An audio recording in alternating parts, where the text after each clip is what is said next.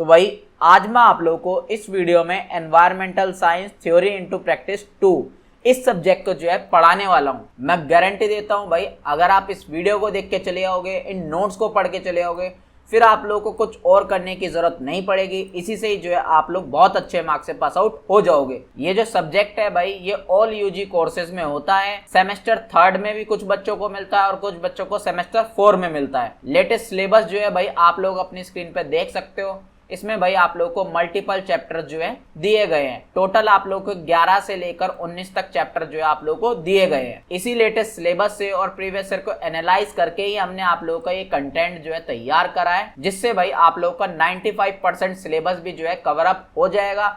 जो 5% सिलेबस छोड़ा है वो वाला छोड़ा है जो कभी भी एग्जाम में नहीं पूछा जाता। तो गारंटी मेरी है भाई, इससे बाहर आप लोग के एग्जाम में कुछ भी नहीं आएगा। यही सब जो है घुमा फिरा के आप लोगों से पूछा जाएगा। अब एक चीज पहले क्लियर कर देता हूँ भाई, मैं इस वीडियो में आप लोगों को इंपॉर्टेंट क्वेश्चन आंसर नहीं कराने वाला, क्योंकि भाई इस सब्जेक्ट में इंपॉर्टेंट क्वेश्चन आंसर करना मतलब कि अपना टाइम वेस्ट करना है। क्योंकि एग्जाम में भाई जो क्वेश्चन वगैरह आते हैं ना, वो भाई आप लोगों के पूरे सिलेबस में से बीच में से छोटे छोटे टॉपिक पे क्वेश्चन आते हैं। और ऐसा भी नहीं है कि भाई वो क्वेश्चन जो है रिपीट होते हैं हर साल तो आप लोग करके चले जाओगे। नहीं भाई, देख सकते हो आप लोग भाई, ये प्रीवियस ईयर का क्वेश्चन पेपर है, कैसे छोटे छोटे क्वेश्चन छोटे छोटे टॉपिकों पर आप लोगों से जो है क्वेश्चन पूछे गए हैं। तो इन क्वेश्चन के आंसर भाई आप लोग तभी कर पाओगे जब आप लोगों को पूरे चैप्टर्स की जो है अच्छी नॉलेज होगी। तो इस वीडियो में भाई मैं आप लोगों को पूरा कंप्लीट चैप्टर वाइज ही हर एक चीज पढ़ाने वाला हूं। फिर चाहे क्वेश्चन कैसे भी पूछ ले, आप इजीली एग्जाम में कराओगे। बाकी भाई ये जो एग्जाम है आप लोगों का 1 घंटे का रहने वाला है और 30 मार्क्स का ये एग्जाम आएगा। नोट्स का लिंक आप लोगों को नीचे डिस्क्रिप्शन में मिल जाएगा, अदरवाइज आप लोग व्हाट्सएप पे भी कांटेक्ट करके नोट्स को ले सकते हो। तो मैं आप लोगों को भाई सबसे पहले 11वां चैप्टर पढ़ाने वाला हूं, जो आप लोगों की बुक का पहला चैप्टर होगा, जिसका नाम है भाई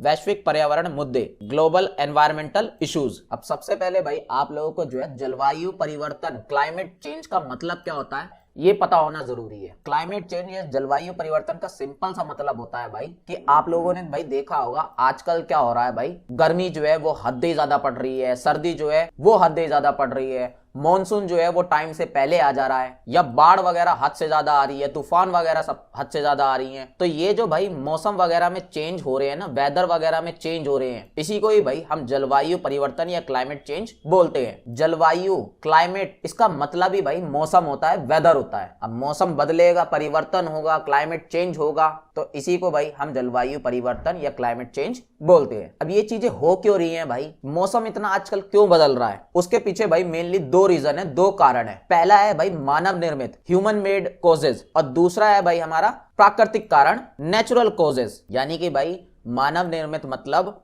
ह्यूमन मेड मतलब कुछ प्रॉब्लम तो भाई इस मौसम में इंसानों की वजह से आ रही है, उनकी वजह से भाई ये जलवायु परिवर्तन हो रहा है, क्लाइमेट चेंज हो रहा है। वो कैसे? इंसान जो है भाई ग्रीन हाउस गैस जो होती है ना, उसको बहुत ज्यादा उत्सर्जन कर रहा है, उसका बहुत ज्यादा अजम्पशन कर रहा है। अब ये ग्रीन हाउस गैस कौन सी होती है भाई?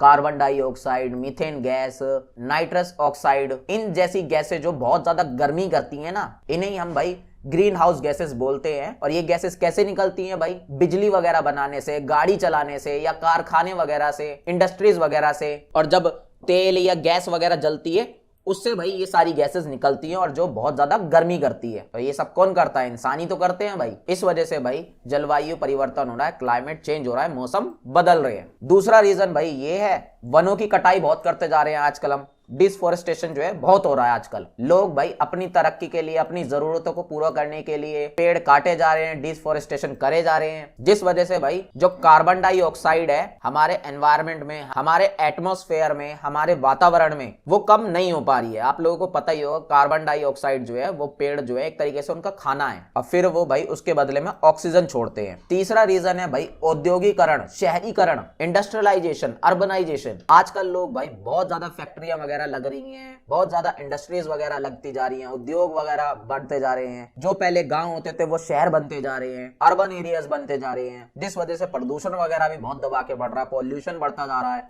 पॉल्यूशन, प्रदूषण वगैरह बढ़ेगा तो भाई क्लाइमेट चेंज तो होगा, जलवायु परिवर्तन तो होगा, मौसम तो बदलेगा ही। अगला रीजन है भाई वाहनों से जो प्रदूषण होता है, व्हीकल पॉल्यूशन। जो हम गाड़ी वगैरह चलाते हैं, चाहे पेट्रोल की हो या डीजल की हो, उससे बहुत ज्यादा पॉल्यूशन होता है, कार्बन डाइऑक्साइड निकलती है जो एक ग्रीन हाउस गैस है और वो बहुत ज्यादा गर्मी करती है।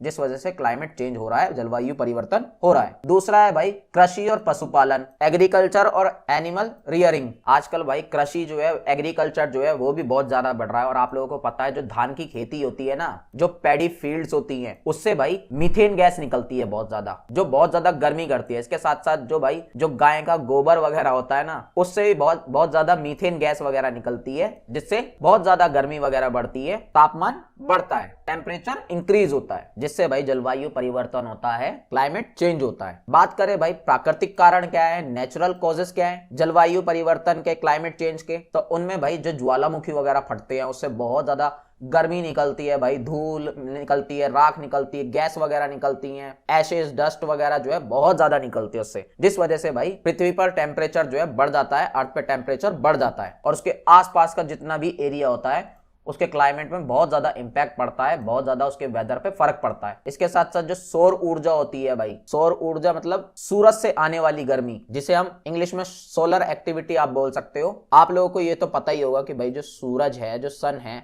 उससे भाई गर्मी आती है, पृथ्वी पर किरणें आती हैं, रेज आती हैं, जिन्हें भाई हम पराबैंगनी किरणें कहते हैं, अल्ट्रावायलेट रेस कहते हैं, और वो बहुत ज्यादा गर्मी करती हैं, बहुत ज्यादा हार्मफुल होती है हम इंसानों के लिए भी। तो उससे भाई तापमान जो है बढ़ता जा रहा है, पृथ्वी का, अर्थ का टेम्परेचर बढ़ रहा है, जिस वजह से भाई जलवायु परिवर्तन हो रहा है, क्लाइमेट चेंज हो रहा है, मौसम बदल रहे हैं। तीसरा भाई नेचुरल कॉज ये है, नेचुरल कारण ये है कि भाई जो महासागर होते हैं, जो ओशन होते हैं, समुद्र होते हैं, उसमें भाई क्या होता है, उसमें भाई धाराएं चलती हैं, करंट चलते हैं, लहरें जिन्हें आप बोलते हो। तो वो जो लहरें होती है ना, वो भाई समुद्र के आसपास के जो इलाके होते हैं उनको टेम्परेचर को जो है भाई बैलेंस करने का काम करती हैं। अब मान लो भाई जो लहरें हैं वो पहले इस दिशा में बह रही हैं, इस डायरेक्शन में चल रही हैं, अब वो बदल के भाई इस डायरेक्शन में हो जाएं, तो पहले जो इस एरिया के आसपास बैलेंस होता था तो वो तो खत्म हो जाएगा, वहां का बैलेंस बिगड़ जाएगा मौसम का, और इस एरिया का ठीक होने लग जाएगा, इसका अलग हो जाएगा। चौथा भाई नेचुरल कारण ये है कि भाई जो पृथ्वी की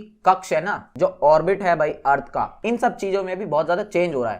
पहले पृथ्वी आप लोगों को पता है भाई ऐसे झुकी हुई है, भाई जो अर्थ है वो थोड़ा ऐसे झुका हुआ है, एक साइड टिल्ट है, ढला हुआ है एक साइड। अब ये ढलान जो है ना और ज्यादा बढ़ रही है, जिस वजह से भाई जो कक्ष होते हैं पृथ्वी के, जो ऑर्बिट्स होते हैं, उनमें बदलाव हो रहा है, उनमें परिवर्तन हो रहा है। मान लो जो भाई सूरज पहले यहाँ था और उसकी किरणें भाई इन एरियाओं पर सीधी पड़ती थी, अब जब ये भाई और ज्यादा ढल जाएगा, इसके कक्ष चेंज हो जाएंगे, तो गर्मी जो है अब कहीं और ज्यादा पड़ने लगेगी और यहाँ पे ठंडा रहने लगेगा। तो इस वजह से भी जो है क्लाइमेट चेंज हो रहा है, जलवायु परिवर्तन हो रहा है। तो आप लोगों को भाई सारे रीजन जो है क्लाइमेट चेंज के, जलवायु परिवर्तन के समझ में आ गए होंगे। अब बात करते हैं भाई हम वैश्विक ताप क्या होता है, ग्लोबल वार्मिंग क्या होती है। अगर मैं भाई आप लोगों को सिंपल लैंग्वेज में समझाऊं, ग्लोबल वार्मिंग, वैश्विक ताप, तो जो पृथ्वी का, अर्थ का जो टेम्परेचर बढ़ रहा है, तापमान बढ़ता जा रहा है, इसी को ही भाई हम वैश्विक ताप या ग्लोबल वार्मिंग बोलते हैं। अब ये तापमान क्यों बढ़ रहा है भाई, ग्लोबल वार्मिंग क्यों हो रही है भाई ये, क्योंकि भाई जो पृथ्वी है, जो अर्थ है,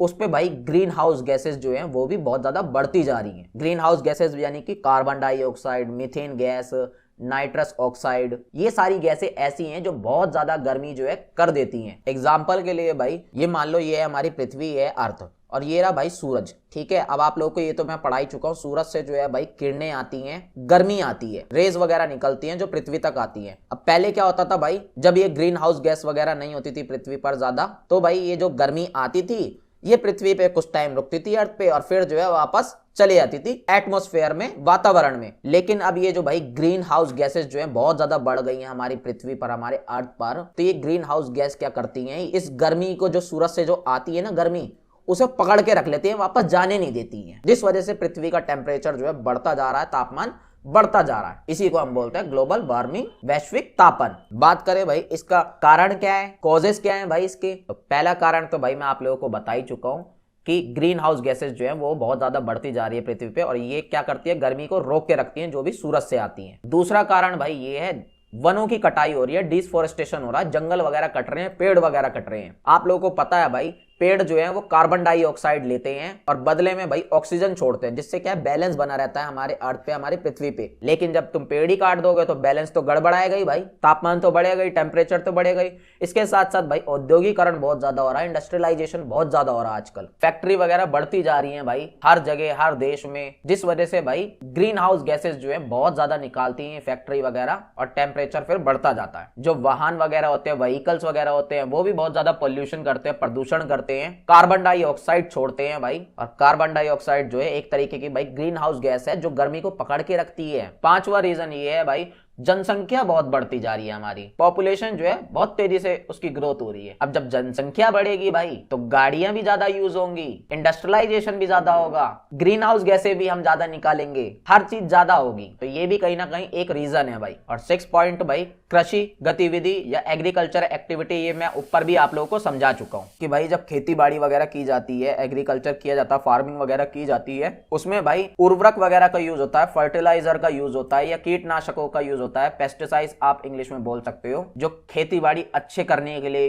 एक तरीके से केमिकल वगैरह का यूज होता है। तो उनसे भाई नाइट्रस ऑक्साइड गैसें जो है बहुत ज्यादा निकलती हैं और ये गर्मी पैदा करती हैं, ग्रीन हाउस गैस है। इसके साथ साथ पशुपालन वगैरह जो होता है, जो लोग जानवरों को पाल लेते हैं, उनकी फार्मिंग करते हैं, तो उससे भाई मीथेन गैस जो है बहुत ज्यादा निकलती है जो गर्मी को रोक के रखती है पृथ्वी पर। तो रीजन भाई आप लोग समझ चुके होंगे। बात करें भाई अब प्रभाव क्या पड़ता है इस चीज से, इफेक्ट क्या पड़ता है ग्लोबल वार्मिंग से, होता क्या है भाई ये ग्लोबल वार्मिंग बढ़ने से। पहला तो यही होता है जो भाई टेम्परेचर है पृथ्वी का वो बढ़ता जा रहा है। आजकल आप लोगों ने देखा होगा गर्मी जो है बहुत ज्यादा बढ़ती जा रही है, गर्म हवाएं लू वगैरह जो है बहुत ज्यादा चलती हैं, हीट वेव्स इंग्लिश में उसे कहते हैं भाई। अब जब टेम्परेचर बढ़ रहा है भाई, गर्मी बढ़ रही है पृथ्वी पर, तो जो हिमनद है, जो ग्लेशियर है हमारे, यानी कि बर्फ के जो पहाड़ हैं वो पिघलते जा रहे हैं, जिस वजह से भाई समुद्र का पानी भी बढ़ता जा रहा है, और जो तट पे जो एरिया है, जो समुद्र के पास के जो एरिया हैं वो सारे डूबते जा रहे हैं। और क्या हो रहा है भाई इस चीज से, और भाई जो वर्षा होती है, जो बारिश होती है, रेनफॉल होता है, उसका भी पैटर्न चेंज होता जा रहा है। आजकल आप लोगों ने देखा होगा भाई कि कैसे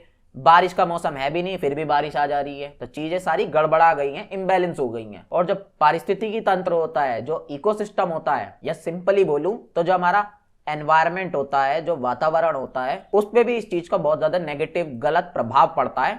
वो सारी चीजें भी जो है इम्बैलेंस्ड हो जाती है, जैसे कि भाई वनस्पतियां होती हैं, प्लांट्स वगैरह हैं, एनिमल वगैरह है, उन पे भी बहुत ज्यादा गलत असर पड़ता है इस चीज का। और सिर्फ प्लांट्स या एनिमल पे नहीं, बल्कि भाई जो इंसान हैं उनकी लाइफ पे भी बहुत ज्यादा गंदा असर पड़ता है, बहुत ज्यादा गंदा इफेक्ट पड़ता है। लोगों को नई नई तरीके की भाई बीमारियां हो रही हैं, अलग अलग तरह की प्राकृतिक आपदाएं आ रही है इसकी वजह से, नेचुरल डिजास्टर्स आप इंग्लिश में बोल सकते हो, जैसे कि भाई बाढ़, सुनामी, तूफान, अलग अलग टाइप के आ रहे हैं, और ये चीज बहुत ज्यादा बढ़ती जा रही है। इसके साथ साथ जो कृषि है, जो खाद्य है, उस चीज पे भी बहुत ज्यादा इंपैक्ट पड़ रहा है, एग्रीकल्चर पे, फूड सिक्योरिटी पे भी। क्योंकि जब भाई मौसम वगैरह बदलेगा तो खेती बाड़ी अच्छे से नहीं हो पाएगी, फार्मिंग अच्छे से नहीं हो पाएगी, क्योंकि जो फसलें मान लो पहले उगाई जाती थी इस टाइम में, अब वो टाइम ही घट के कम हो गया, तो खेती बाड़ी कैसे होगी, खेती बाड़ी जो है कम होती जा रही है। या कहीं पे भाई पहले खेती बाड़ी होती थी तो अब वहां पे सूखा पड़ने लगा, एक्सट्रीम ड्रॉट आ गया भाई वहां पे। या भाई जहां पे जो है ज्यादा बारिश वगैरह नहीं होती थी, वो खेती बाड़ी के लिए बढ़िया थी जगह,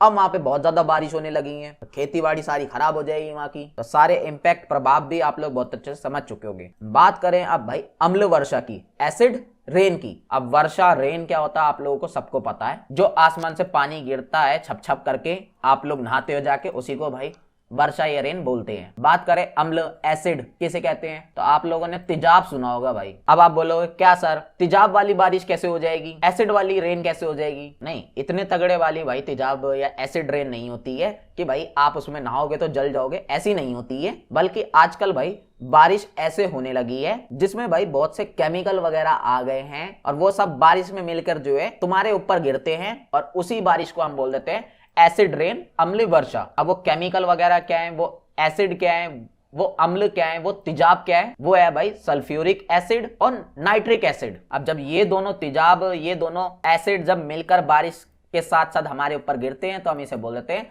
अम्लीय वर्षा या एसिड रेन। अब ये जो अम्ल वर्षा हो रही है, एसिड रेन हो रही है भाई, इसका मेन कारण क्या है, मेन कोज क्या है। इसका मेन कारण, मेन कोज यही है कि भाई जो कोयला जलाते हैं ना लोग, जो पेट्रोल जलता है, जब डीजल वगैरह जलता है, इन चीजों का यूज होता है तो भाई इससे गैसेस निकलती हैं। गैस कौन सी भाई? सल्फर डाइऑक्साइड और नाइट्रोजन ऑक्साइड, ये दो टाइप की गैसें निकलती हैं जो भाई फिर हमारे वायुमंडल में चली जाती है, एटमॉस्फेयर में चली जाती हैं। अब फिर वहां पे भाई बारिश के साथ मिलके जो है हमारे ऊपर ही गिर जाती हैं, तभी इसे जो है अम्लीय वर्षा बोला जाता है, एसिड रेन बोला जाता है। अब ये भी भाई दो प्रकार की होती है, दो टाइप की होती है। पहली होती है भाई गीली वाली और दूसरी होती है सूखी वाली, ड्राई एंड वेट। अब ये गीली वेट वाली कौन सी होती है भाई? जब बारिश के रूप में भाई आती है या बर्फ वगैरह पड़ने लगती है या धुंध वगैरह आप लोगों ने देखी होगी, फॉग वगैरह, स्नो वगैरह, रेन वगैरह के साथ जब भाई एसिड आता है, अम्ल आता है, तेजाब आता है, तो उसे हम बोलते हैं गीली अम्लीय वर्षा, वेट एसिड रेन। या भाई जब धूल वगैरह होती है या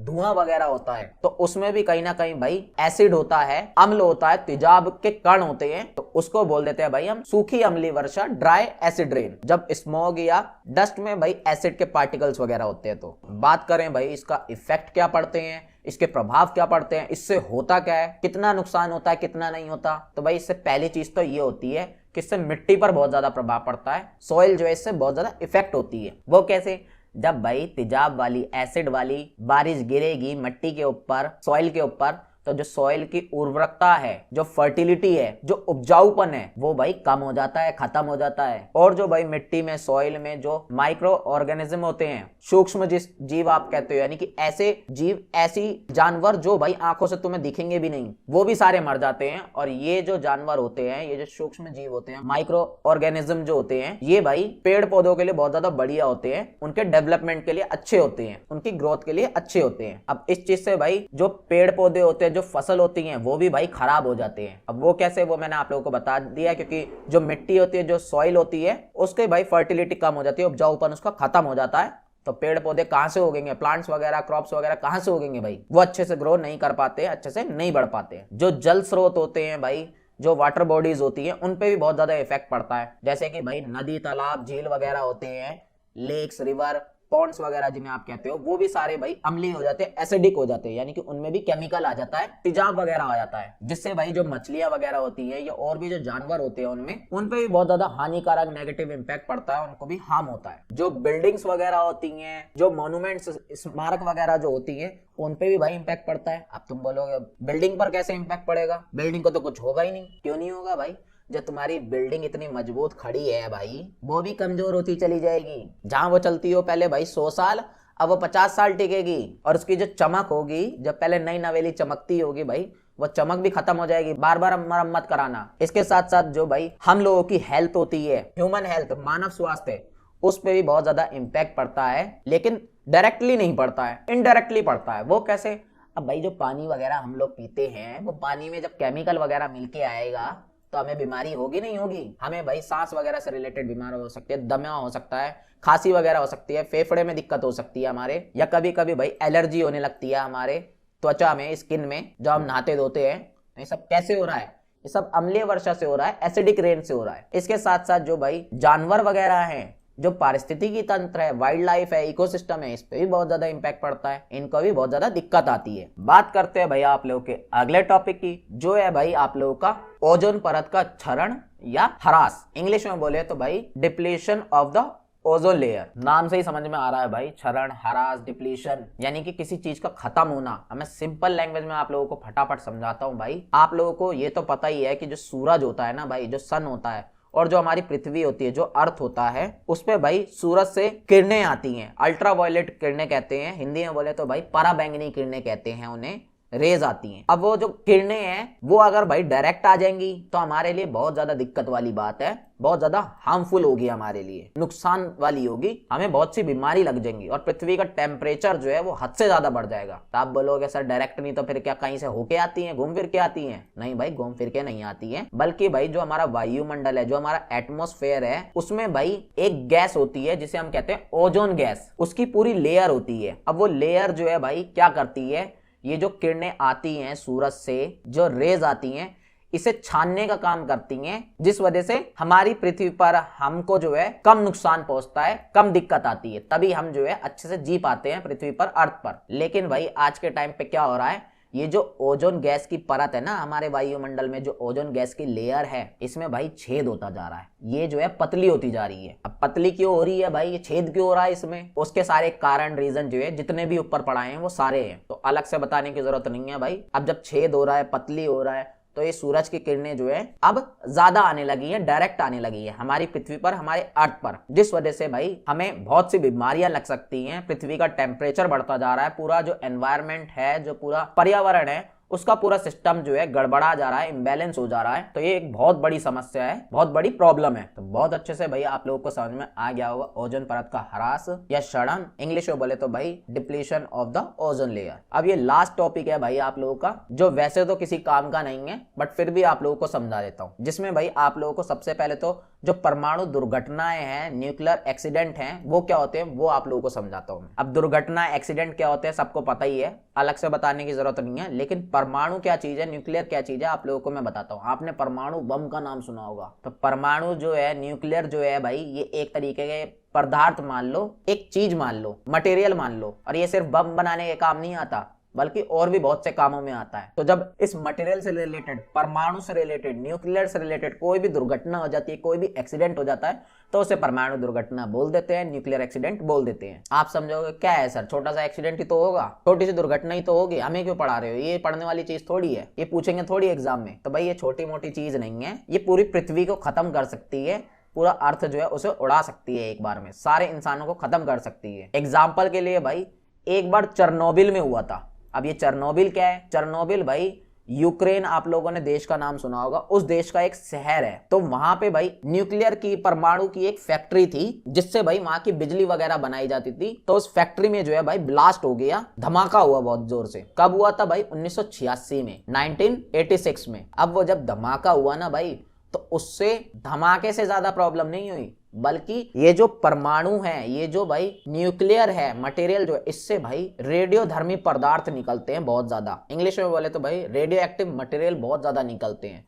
और ये जो पदार्थ होते हैं, ये जो मटेरियल होते हैं, ये जो किरणें कह सकते हो, गैस वगैरह कह सकते हो, बहुत ज्यादा नुकसानदायक होती है हमारे लिए। और सिर्फ हमारे लिए नहीं, पूरे पर्यावरण के लिए, पूरे एनवायरनमेंट के लिए बहुत ज्यादा नुकसानदायक होती है, इतनी कि तुम सोच भी नहीं सकते। एग्जाम्पल के लिए भाई अभी मैंने आप लोगों को बताया था ना कि सूरज से जो किरणें आती हैं वो कितनी नुकसानदायक है, उसकी भाई तुम 1000 गुना कर लोगे, उससे ज्यादा नुकसानदायक ये है। ये समझ लो कि 1986 में हुआ थी ये इंसिडेंट, ये दुर्घटना, ये एक्सीडेंट वहां पे, लेकिन आज भी जो है पूरा शहर खाली है, वहां पे पूरा शहर में जाना तक अलाउड नहीं है। गए तो तुम मरे बिगर नहीं आओगे, तुम्हें बीमारी लेकर ही आओगे कोई ना कोई। अब बीमारी भी टुच्ची मुच्ची नहीं भाई, कैंसर जैसी बीमारी, इतने साल बाद भी इसका इम्पैक्ट है, खुद सोच लो। और दूसरा भाई जापान में भी एक बार इंसिडेंट ऐसा हो सकता है। और दूसरा भाई जापान में 2011 में भी एक इंसिडेंट हुआ था, फुकुशिमा नाम की जगह पर। तो आप लोगों को भाई एग्जाम्पल भी बहुत अच्छे से समझ में आ गए होंगे, परमाणु दुर्घटना, परमाणु न्यूक्लियर एक्सीडेंट क्या होता है वो भी अच्छे से समझ में आ गया होगा। अब भाई आप लोगों को परमाणु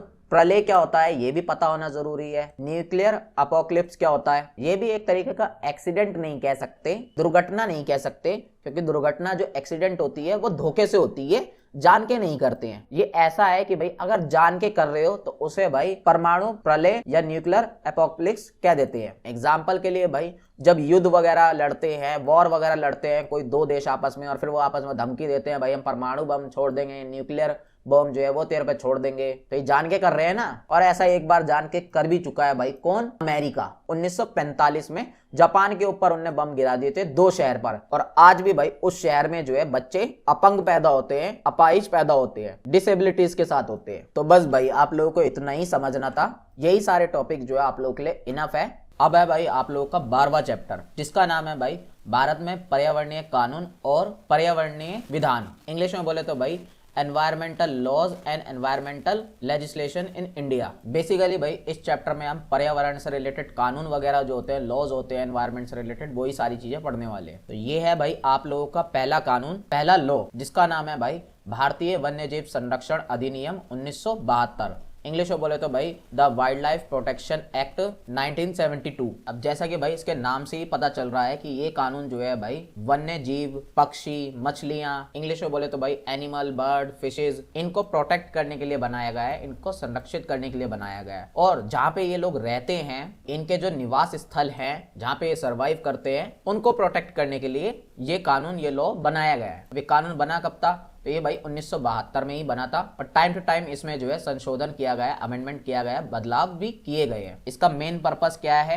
मुख्य उद्देश्य क्या है, मेन ऑब्जेक्टिव्स क्या है? वही कि भाई जो वन्य जीव होते हैं, जो वाइल्ड एनिमल होते हैं और जो उनके आवास होते हैं, जो हैबिटेट्स होते हैं उनके, जहाँ पे वो रहते हैं, उनको प्रोटेक्ट करना, उनको सुरक्षा देना, उनकी रक्षा करना। साथ ही साथ जो भाई इनका शिकार वगैरह जो होता है, जो इनका व्यापार वगैरह करते हैं लोग, हंटिंग वगैरह करते हैं, ट्रेड वगैरह करते हैं, इन सब चीजों को रोकना, इन सब चीजों को कंट्रोल करना। और जो जानवर वगैरह भाई खत्म होते जा रहे हैं, लुप्त होते जा रहे हैं, एंडेंजर्ड कैटेगरी में है, उनको बचाना भाई, ताकि वो खत्म ना हो इस धरती से, इस पृथ्वी से। तो यही सारे इसके मेन ऑब्जेक्टिव हैं, यही सारे मेन उद्देश्य हैं। बात करें भाई इसके प्रावधानों की, इसके प्रोविजंस की, यानी कि इस कानून के अंदर क्या क्या किया जाता है, तो सबसे पहले तो भाई जो वन्य जीव होते हैं, जो वाइल्ड लाइफ होती है, उनको प्रोटेक्ट किया जाता है। जो भी जानवर वगैरह आते हैं उन सबको बचाया जाता है, ताकि कोई उनका शिकार वगैरह ना करे, हंटिंग वगैरह ना करे, कोई उनको भाई पकड़े वगैरह ना, कोई उनका व्यापार ट्रेड वगैरह ना करे। इसके साथ साथ भाई उनके लिए एक एरिया बनाया जाता है, एक क्षेत्र बनाया जाता है, प्रोटेक्टेड एरिया आप उसे कह सकते हो, संरक्षित क्षेत्र,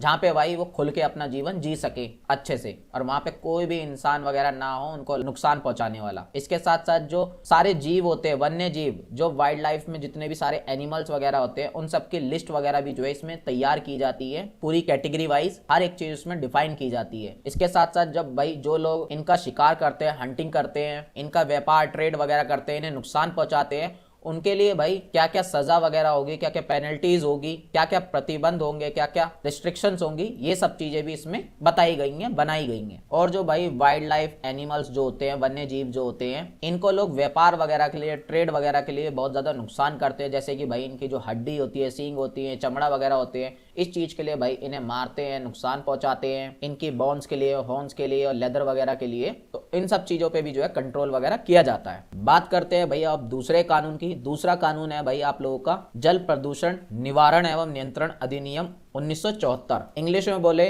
तो भाई the water prevention and control of pollution act 1974। अब इस कानून, इस लॉज का भी भाई नाम से ही समझ में आ रहा है ये कानून लॉ क्यों बनाया गया है, क्योंकि भाई जितना भी जल प्रदूषण वगैरह हो रहा है, वाटर पॉल्यूशन हो रहा है, उन सबको कंट्रोल करने के लिए, उनको नियंत्रण करने के लिए, और जो सारा पानी जो है, जो सारा जल है, वाटर बॉडीज है जो पॉल्यूटेड हो चुकी है, जो प्रदूषित हो गई है, खराब हो गई है, उन सबको भाई प्रोटेक्ट करने के लिए, उन्हें सही करने के लिए ये कानून बनाया गया है। कब लागू हुआ था भाई? 1974 में, 1974 में स्टैब्लिश हुआ था ये कानून, या आप इंप्लीमेंट भी बोल सकते हो। उद्देश्य क्या है, मेन ऑब्जेक्टिव क्या है, ये मैं आप लोगों को बता ही चुका हूं। अब जब से ये कानून आया है तो भाई 2 डिपार्टमेंट भी बनाए गए हैं। 2 डिपार्टमेंट किस लिए? अब ये जल वगैरह जो है, जो वाटर बॉडीज है सारी, इनको प्रोटेक्ट करने के लिए, इनको रक्षा देने के लिए, इनका पॉल्यूशन वगैरह कम करने के लिए कोई ना कोई तो डिपार्टमेंट होना जरूरी है ना, ताकि भाई वो काम करे, देख रेख करे इन सब चीजों की। तो उसके लिए भाई सेंट्रल लेवल पे, यानी कि पूरे देश के लेवल पे एक डिपार्टमेंट बनाया गया है,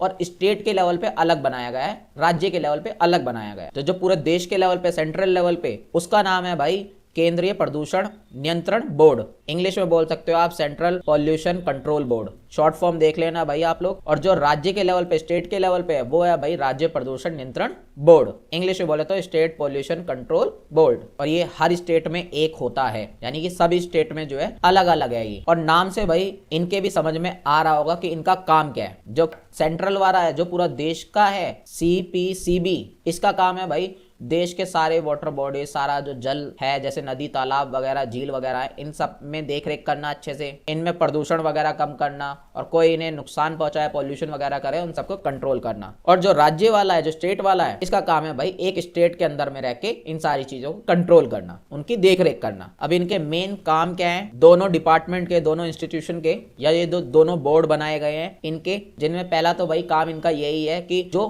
पानी की क्वालिटी है, जो गुणवत्ता है, उनको अच्छे से चेक करे, उनकी निगरानी करे और उन सबको प्रोटेक्ट करे ताकि पानी की जो क्वालिटी है वो अच्छी से बनी रहे सारी झीलों में, तालाबों में, नदियों में, कुओं में, रिवर्स में, लेक्स में, वेल्स में, सब में। दूसरा काम है भाई जो पॉल्यूशन वगैरह सारा बढ़ रहा है नदी, तालाबों, कुएं वगैरह में जो प्रदूषण बढ़ रहा है उन सबको कंट्रोल करें, उन सबको बढ़ने से रोके। इसके साथ साथ भाई इनका तीसरा काम है कि नई नई टेक्निक्स को सीखना, नए नए तरीकों को सीखना, नई नई टेक्नोलॉजी को सीखना ताकि भाई जो वाटर पॉल्यूशन है, जल का पॉल्यूशन जो हो रहा है उनको कम किया जा सके टेक्नोलॉजी की वजह से। इसके साथ साथ भाई लोगों को जागरूक करना, उन्हें शिक्षा देना, उन्हें अवेयर करना, उन्हें एजुकेशन देना कि भाई जो जल है वही जीवन है, जल के बगैर जीवन नहीं है, लाइफ नहीं है, पानी के बगैर। उन्हें बताना कि जल कितना इंपॉर्टेंट है। तो ये सब काम किसका है? ये इसी बोर्ड का है। इसके साथ साथ जो CPCB बोर्ड है ना, जो पूरे देश वाला जो बोर्ड है, जो पूरे देश के लेवल पे काम करता है, उसका काम ये है कि भाई उसके अंडर में जो बाकी बोर्ड आते हैं, बाकी जो डिपार्टमेंट आते हैं छोटे जो स्टेट के लेवल के थे,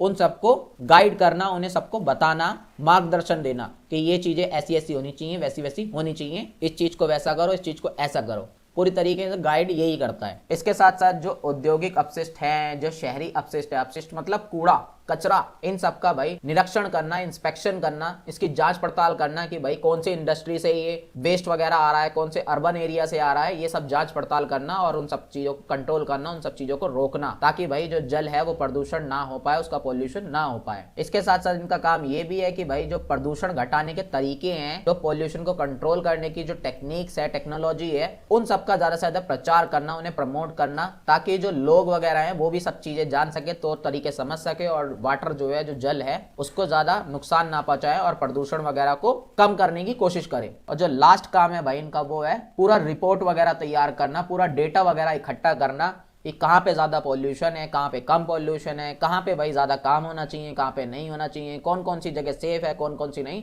पूरी रिपोर्ट तैयार करते हैं भाई ये, और सारा डेटा वगैरह उसमें लिखते हैं, सारा हर चीज डिटेल में ये सब चीजें लिखी जाती है उस रिपोर्ट में। तो यही सारे भाई इनके काम थे। बात करते हैं भाई अगले कानून की, जो है भाई वन संरक्षण अधिनियम 1980। इंग्लिश में बोले तो भाई द फॉरेस्ट कंजर्वेशन एक्ट 1980। अब इसके भी नाम से ही समझ में आ रहा है भाई ये कानून जो है 1980 में आया था, इसका इंप्लीमेंट हुआ था। और इसको भाई इसलिए बनाया गया था तो जंगल वगैरह जो होते हैं, जो फॉरेस्ट होते हैं, जो वन वगैरह होते हैं, उनको संरक्षण किया जा सके, उनका कंजर्वेशन किया जा सके, उन्हें प्रोटेक्ट किया जा सके। जो लोग भाई जंगलों को नुकसान पहुंचाते हैं, जंगल के जानवरों वगैरह को नुकसान पहुंचाते हैं, उन सबको कंट्रोल में किया जा सके, नियंत्रण किया जा सके। फिर भाई 1992 में 1992 में इसमें संशोधन किया गया, इसमें अमेंडमेंट किया गया इस वाले कानून में, यानी कि बदलाव किया गया। और बदलाव भाई ये किया गया, अमेंडमेंट ये किया गया कि जब 1980 में पहले ये कानून बनाया गया था तो वन को कोई भी नुकसान वगैरह नहीं पहुंचा सकता था कोई भी, लेकिन फिर 1992 में 1992 में ये चेंज किया गया, ये बदलाव किया गया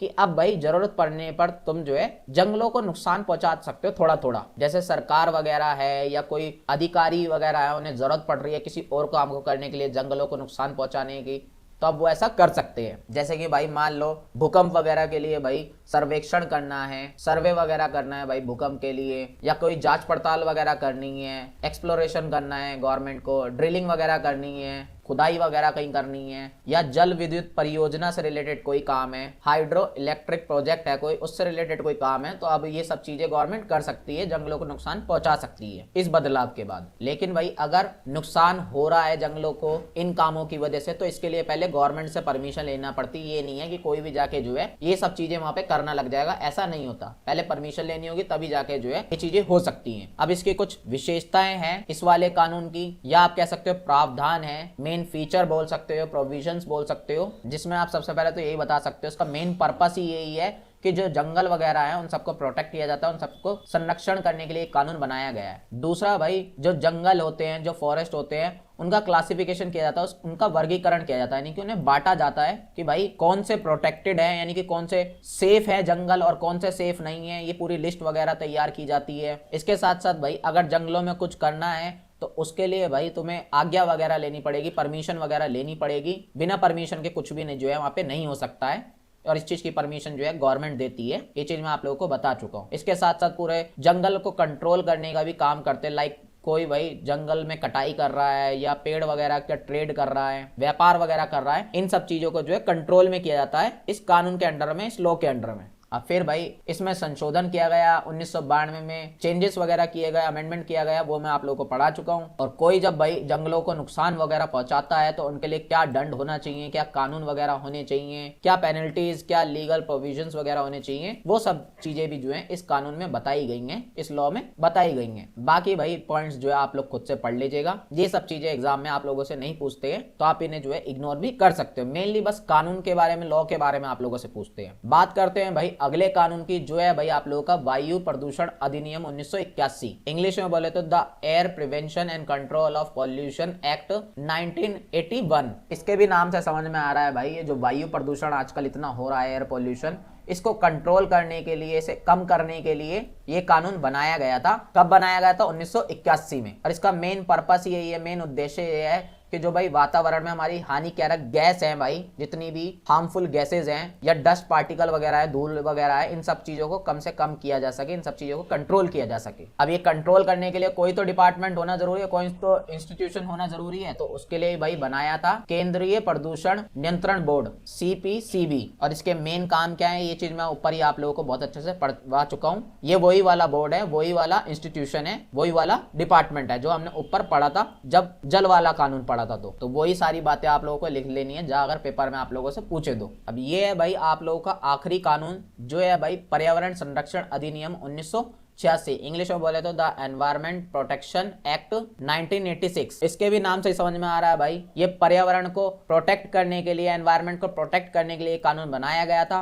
1986 में भाई ये लागू हुआ था, इसका इम्प्लीमेंटेशन हुआ था। और पर्यावरण में भाई जो जो प्रदूषण वगैरह हो रहे हैं, जो पॉल्यूशन हो रहा है एनवायरमेंट में, जो भी हजार्डस है, उन सबको कैसे कम किया जा सके, उन सबको कैसे रोका जा सके, इस चीज के लिए इस कानून को बनाया गया है। अब जब से ये कानून बना है भाई, तब से भाई इस कानून के अंडर में सरकार के कुछ पावर है, कुछ अधिकार है, कुछ राइट्स है सरकार की, गवर्नमेंट की। तो वो आप लोगों से पेपर में जो है लॉन्ग क्वेश्चन में पूछे जाते हैं। बट लॉन्ग क्वेश्चन भाई इस सब्जेक्ट में आप लोगों से नहीं आता है, ये चीज मैं आप लोगों को बता ही चुका हूँ। तो ये जो अधिकार है भाई सरकार के, ये भी आप खुद से पढ़ लीजिएगा। ज्यादा कुछ नहीं है, वही सिंपल सी बातें हैं कि भाई सरकार जो है प्रदूषण को कम करने के लिए, पर्यावरण के, एनवायरनमेंट के पॉल्यूशन को कम करने के लिए चीजों को कंट्रोल करेगी, सजा वगैरह देगी, जुर्माना वगैरह जो भी होगा वो बताएगी, यही सारी चीजें हैं। अगला चैप्टर है भाई आप लोगों का 13th चैप्टर, इसका नाम है भाई जैव विविधता और खतरे, इंग्लिश में बोले तो भाई बायोडाइवर्सिटी एंड इट्स थ्रेट्स। अब सबसे पहले तो भाई आप लोगों को यही पता होना चाहिए जैव विविधता क्या है, बायोडाइवर्सिटी क्या है। उससे पहले भाई आप लोग ये समझो कि ये जैव वर्ड है ना, ये जो बायो वर्ड है, इसका मतलब होता है भाई जीव, लिविंग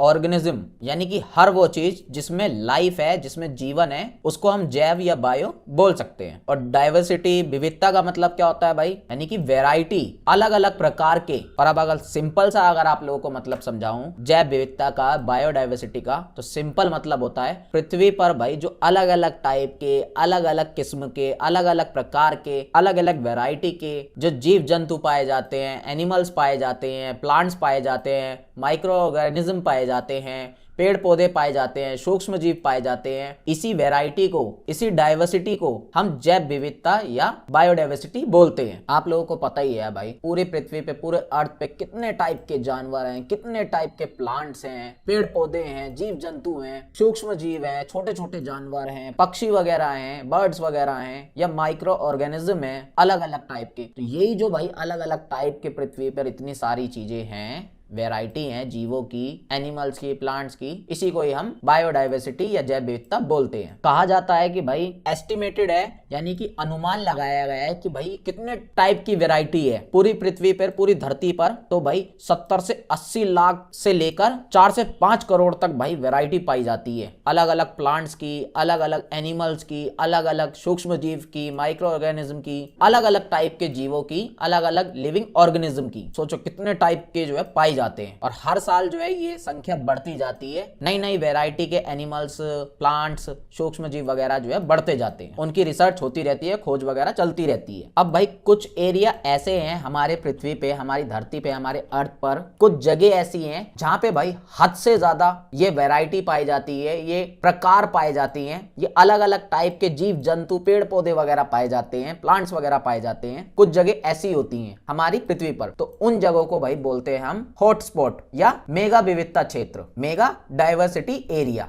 इंग्लिश में बोल सकते हो। बेसिकली भाई ये ऐसे एरिया होते हैं जहाँ पे हद से ज्यादा भाई विविधता पाई जाती है, वैरायटी पाई जाती है, जीव जंतु की, पशु पक्षी की, पेड़ पौधों की। अब बात करते हैं भाई जैव विविधता के प्रकार की, या आप स्तर भी बोल सकते हो। लेवल्स और टाइप क्या होते हैं भाई बायोडाइवर्सिटी के, वो अब आप लोगों को समझने हैं। बेसिकली भाई जो जैव विविधता है, बायोडाइवर्सिटी है, ये 3 टाइप की होती है, 3 प्रकार की होती है। पहली है भाई जननिक या आनुवांशिक विविधता, इंग्लिश में आप जेनेटिक डाइवर्सिटी बोल सकते हो इसे। यानी कि भाई जीवों के, लिविंग ऑर्गेनिज्म की जो जीन्स होते हैं, जो गुणसूत्र होते हैं, उनमें अगर विविधता हो, उनमें अगर वैरायटी होती है, तो उसे हम जननिक या आनुवांशिक विविधता कहते हैं। जेनेटिक डाइवर्सिटी आप इंग्लिश में बोल सकते हो। अभी आप लोगों को समझ में नहीं आएगा, मैं एक एग्जांपल देता हूं। आपने भाई आम तो खाए होंगे। अब आम भाई कितने टाइप के जो है आप लोगों ने आम देखे होंगे। कोई दशहरी आम होता है, कोई लंगड़ा आम होता है, कोई अल्फोंसो आम होता है। तो मतलब अलग अलग टाइप के भी आम जो है आपने देखे होंगे, और इनकी अलग अलग भाई खास बात होती है, इनमें अलग अलग गुण होते हैं। लेकिन होते सारे क्या है, आम ही होते हैं भाई, लेकिन गुण इनके अलग अलग है। तो ये गुण कहां से मिलते हैं भाई, ये गुण इन्हें अपने जीन से मिलते हैं, अपने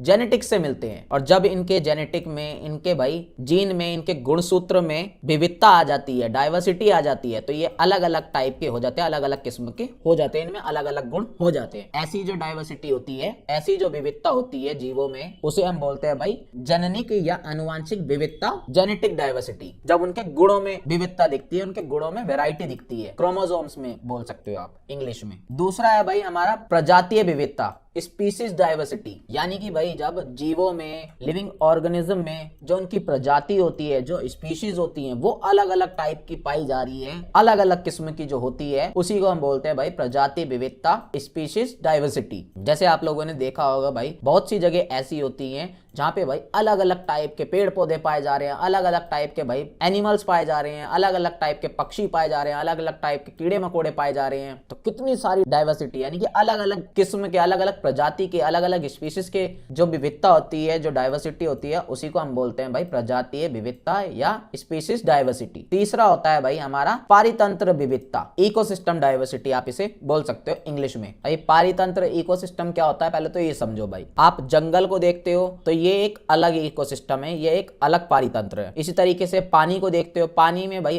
अलग पूरा इकोसिस्टम चलता है, अलग अलग किस्म के, अलग अलग टाइप के जानवर मिलते हैं। इसी तरीके से भाई आप मरुस्थल में देखोगे, डेजर्ट में देखोगे, यानी कि रेगिस्तान वगैरह में देखोगे, उसमें अलग अलग टाइप के मिलेंगे। इसी तरीके से घास के मैदानों में देखोगे, ग्रासलैंड्स में देखोगे, तो उसमें अलग अलग टाइप के दिखेंगे। झील में देखोगे अलग टाइप के मिलेंगे, समुद्रों में देखोगे अलग टाइप के मिलेंगे, हवा में देखोगे अलग मिलेंगे। तो ये जो अलग अलग पारितंत्र है, अलग अलग इकोसिस्टम है, इनमें जो भाई अलग अलग तरीके के जानवर होते हैं, पेड़ पौधे, जीव जंतु वगैरह होते हैं, इनमें जो डाइवर्सिटी होती है, अलग अलग टाइप की विविधता होती है, इसी को हम बोलते हैं भाई पारितंत्रीय विविधता या इकोसिस्टम डाइवर्सिटी। तो आप लोगों को भाई प्रकार भी जो है बहुत अच्छे समझ में आ गए होंगे, यही 3 प्रकार के होते हैं। अब भारत में भाई जैव भौगोलिक क्षेत्र कौन कौन से हैं वो आप लोगों को पता होने जरूरी है। एग्जाम में भाई एमसीक्यूज वगैरह में पूछ लेते हैं, या लॉन्ग क्वेश्चन में भी जो है 1-2 नंबर में आप लोगों से पूछा जा सकता है कि भाई बायोजियोग्राफिक एरिया जो है वो बताओ इंडिया में। पहले तो भाई ये जैव भौगोलिक क्षेत्र है कौन से, बायोजियोग्राफिक एरियाज, रीजन, ये होते कौन से हैं, इसका मतलब आप लोगों को पता होना जरूरी है। यानी कि ऐसे एरिया भारत के अंदर, ऐसे रीजन, ऐसे क्षेत्र जहां पर भाई जैव विविधता हद से ज्यादा पाई जाती है, बायोडाइवर्सिटी हद से ज्यादा पाई जाती है, अलग अलग टाइप के, अलग अलग किस्म के वहां पे जानवर, पेड़ पौधे, प्रजातियां वगैरह उनकी पाई जाती हैं। तो ऐसे भाई टोटल 10 एरिया हैं भारत के अंदर, हमारे इंडिया में। ये सारे भाई मैंने जो है लाइन से यहाँ पे लिख रखे हैं, इसे मैं आप लोगों को जो है मैप से समझाऊंगा। मैप वगैरह आप भाई अपनी स्क्रीन पे देखो। अब मैप में भाई सबसे पहले आप ये वाला एरिया देखो, इसे बोलते हैं भाई ट्रांस हिमालय। ये भाई ठंडी जगह है बिल्कुल, यहाँ पे बहुत ज्यादा बर्फबारी वगैरह रहती है हमेशा, और यहाँ पे जो सारी पेड़ पौधे, वनस्पति, जीव जंतु वगैरह मिलते हैं वो सारे ऐसे ही मिलते हैं जो बर्फीले इलाकों में होते हैं। जैसे कि भाई तेंदुआ वगैरह हो गए, याक वगैरह हो गए, जो बर्फीले इलाके में रहते हैं। ये ऐसे जीव जंतु हैं, ऐसे भाई जानवर हैं, ऐसे यहाँ पे जो पेड़ पौधे होते हैं वो कहीं भी नहीं मिलते हैं। सिमिलरली आप भाई ये दूसरा वाला एरिया देखो, इस एरिया को बोलते हैं भाई हिमालय। इस एरिया में क्या है भाई, पहाड़ है बहुत ज्यादा ऊंचे नीचे हिमालय के। तो इसमें भाई जो नीचे पहाड़ है उनमें मौसम तो ठीक ठाक होता है, लेकिन जो ऊंचे पहाड़ है उनमें भाई बर्फबारी वगैरह खूब होती है, जैसे कि लाल पांडा वगैरह भाई यहाँ की स्पेशलिटी है, वो पूरे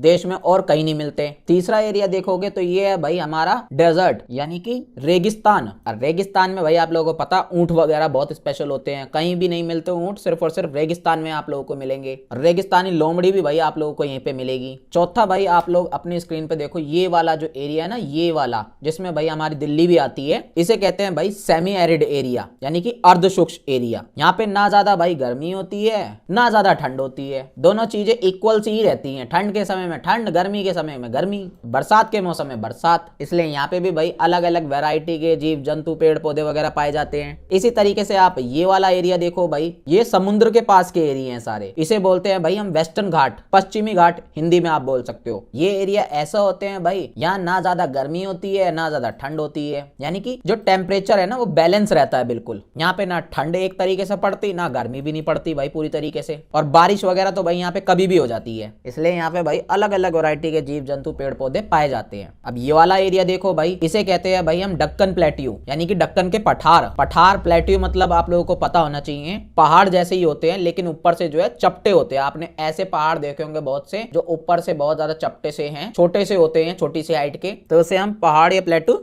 बोलते हैं। तो यहाँ भी भाई अलग अलग किस्म के अलग अलग वैरायटी के जो है जीव जंतु पेड़ पौधे वगैरह पाए जाते हैं। अब इन सबको अगर साइड कर दें तो ऊपर भाई आप ये वाला एरिया देखोगे, इन्हें कहते हैं भाई हम गंगेटिक प्लेन्स यानी कि गंगा के मैदान या गंगे के आप क्षेत्र बोल सकते हो आसपास का। यहाँ से गंगा नदी बहती हुई जा रही है भाई ऐसे करके, तो उसके आसपास का एरिया है ये, और बिल्कुल प्लेन एरिया है यानी कि सपाट है एकदम, कोई पहाड़ नहीं है, कोई ऊंच नीच वगैरह नहीं है। तो यहाँ पे अलग अलग टाइप के अलग अलग किस्म के रहते हैं। इसी तरीके से भाई आप लोग जो है ये वाला एरिया देखोगे, इसे कहते हैं भाई हम नॉर्थ ईस्ट यानी कि उत्तर पूर्वी एरिया। यहाँ पे भी भाई अलग अलग टाइप के अलग अलग किस्म के जीव जंतु जानवर पाए जाते हैं। और लास्ट है भाई हमारा आइलैंड्स, यानी कि ये जो आप देखोगे भाई अंडमान निकोबार में बहुत सारे आइलैंड है, बहुत छोटे छोटे जो है द्वीप है, बहुत छोटे छोटे पानी में तैरती हुई ये समझ लो जमीन है, और इन पे भी अलग अलग किस्म के अलग अलग वैरायटी के जीव जंतु पेड़ पौधे वगैरह पाए जाते हैं। तो यही सारे भाई 10 के 10 एरिया थे इंडिया के जो मैंने आप लोगों को पढ़ाए अभी। अब डिटेल में पढ़ना चाहते हो तो भाई आप लोग जो है यहाँ से खुद से पढ़ लीजिएगा कि यहाँ की क्या क्या खास बात है, क्या क्या एनिमल्स हैं जो यहाँ पे स्पेशली पाए जाते हैं, क्या क्या स्पीशीज हैं जो सिर्फ यही मिलती है कहीं और नहीं होती इन एरिया में, तो वो आप खुद से पढ़ सकते हैं, वैसे जरूरत नहीं पड़ेगी आप लोगों को। बात करते हैं भैया अपने अगले टॉपिक की, जो है भाई आप लोग का जैव विविधता के लिए खतरे। अब खतरे क्या है भाई, जैव विविधता के लिए थ्रेट्स क्या है, बायोडाइवर्सिटी के लिए, वो आप लोगों को बताने पड़ेंगे। सबसे पहला खतरा, सबसे पहला थ्रेट तो यही है भाई कि जो वनों की कटाई वगैरह आजकल हो रही है, डिफोरेस्टेशन हो रहा है, इससे जैव विविधता जो है इसका संतुलन बिगड़ रहा है, इम्बैलेंस हो रही है भाई ये सब चीजें। दूसरा खतरा भाई पॉल्यूशन है, बहुत ज्यादा आजकल पॉल्यूशन बढ़ता जा रहा है, जिससे जीव जंतु पेड़ पौधे इन सबको नुकसान हो रहा है, ये सब धीरे धीरे खत्म होते जा रहे हैं। इसके साथ साथ भाई अत्यधिक दोहन भी कर रहे हैं हम लोग, ओवर एक्सप्लॉयटेशन कर रहे हैं रिसोर्सेज वगैरह का, जो भी भाई हमें प्रकृति से नेचर से चीजें मिलती हैं उसका बहुत ज्यादा गलत इस्तेमाल करते जा रहे हैं, और ज्यादा इस्तेमाल कर रहे हैं जरूरत से ज्यादा। एग्जाम्पल के लिए भाई आप पानी को ले सकते हो, जल को ले सकते हो, जिसका हम बहुत ज्यादा यूज कर रहे हैं और लेकिन है बहुत कमी। तीसरा खतरा है भाई जो आवास होते हैं भाई जानवरों के लिए, पेड़ पौधों के लिए, जीव जंतु के लिए, हैबिटेट आप इंग्लिश में बोल सकते हो, वो सब चीजें जो है खत्म होती जा रही है। जंगल हम काट रहे हैं तो एक तरीके से वो घर है भाई करोड़ों जानवरों का, अलग अलग किस्म के अलग अलग टाइप के पेड़ पौधे वनस्पति जीव जंतु के लिए, तो वो सब चीजें हम खत्म करते जा रहे हैं। बहुत से नदी तालाब इन सब चीजों में बहुत ज्यादा पॉल्यूशन होता जा रहा है, तो वहां पे वो जो है उनके लिए रहने की जगह नहीं बची है। इसके साथ साथ जलवायु परिवर्तन बहुत ज्यादा हो रहा है आजकल, क्लाइमेट चेंज हो रहा है, और क्लाइमेट चेंज क्या होता है ये मैं ऊपर ही बहुत अच्छे से समझा चुका हूँ। बात करें भाई और थ्रेट्स क्या है और खतरे क्या है, वो है भाई विदेशी प्रजातियों का आक्रमण, इन्वेसिव स्पीशीज का, ये भी एक थ्रेट है भाई। जैसे कि भाई हम लोग क्या करते हैं आजकल, बाहर से जो है दूसरे स्पीशीज वगैरह ले आते हैं, दूसरे टाइप के जानवर जीव जंतु वगैरह ले आते हैं और यहाँ लाके छोड़ देते हैं, और फिर भाई वो जो है यहाँ के जो जानवर जीव जंतु वगैरह होते हैं उनको नुकसान पहुंचाते हैं, उनके साथ कॉम्पिटिशन वगैरह होता है उनका, और कहीं ना कहीं जो है फिर उनमें चेंजेस वगैरह भी आते हैं, उन्हें नुकसान पहुंचता है यहाँ की जैव विविधता को, बायोडाइवर्सिटी को। बात करें भाई अगला थ्रेट क्या है, अगली दिक्कत क्या है, वो है भाई जनसंख्या जो बढ़ रही है बहुत ज्यादा, जीव जंतु पेड़ पौधों की नहीं बल्कि हमारी जो बढ़ रही है, इंसानों की जो पॉपुलेशन बढ़ती जा रही है। पॉपुलेशन बढ़ रही है तो भाई डिमांड बढ़ रही है, डिमांड बढ़ रही है तो सप्लाई होने के लिए भाई हम जंगल काटते जा रहे हैं, जल वगैरह का मिसयूज कर रहे हैं, पानी वगैरह का मिसयूज कर रहे हैं, डिफोरेस्टेशन कर रहे हैं बहुत ज्यादा। और अगला भाई मेन रीजन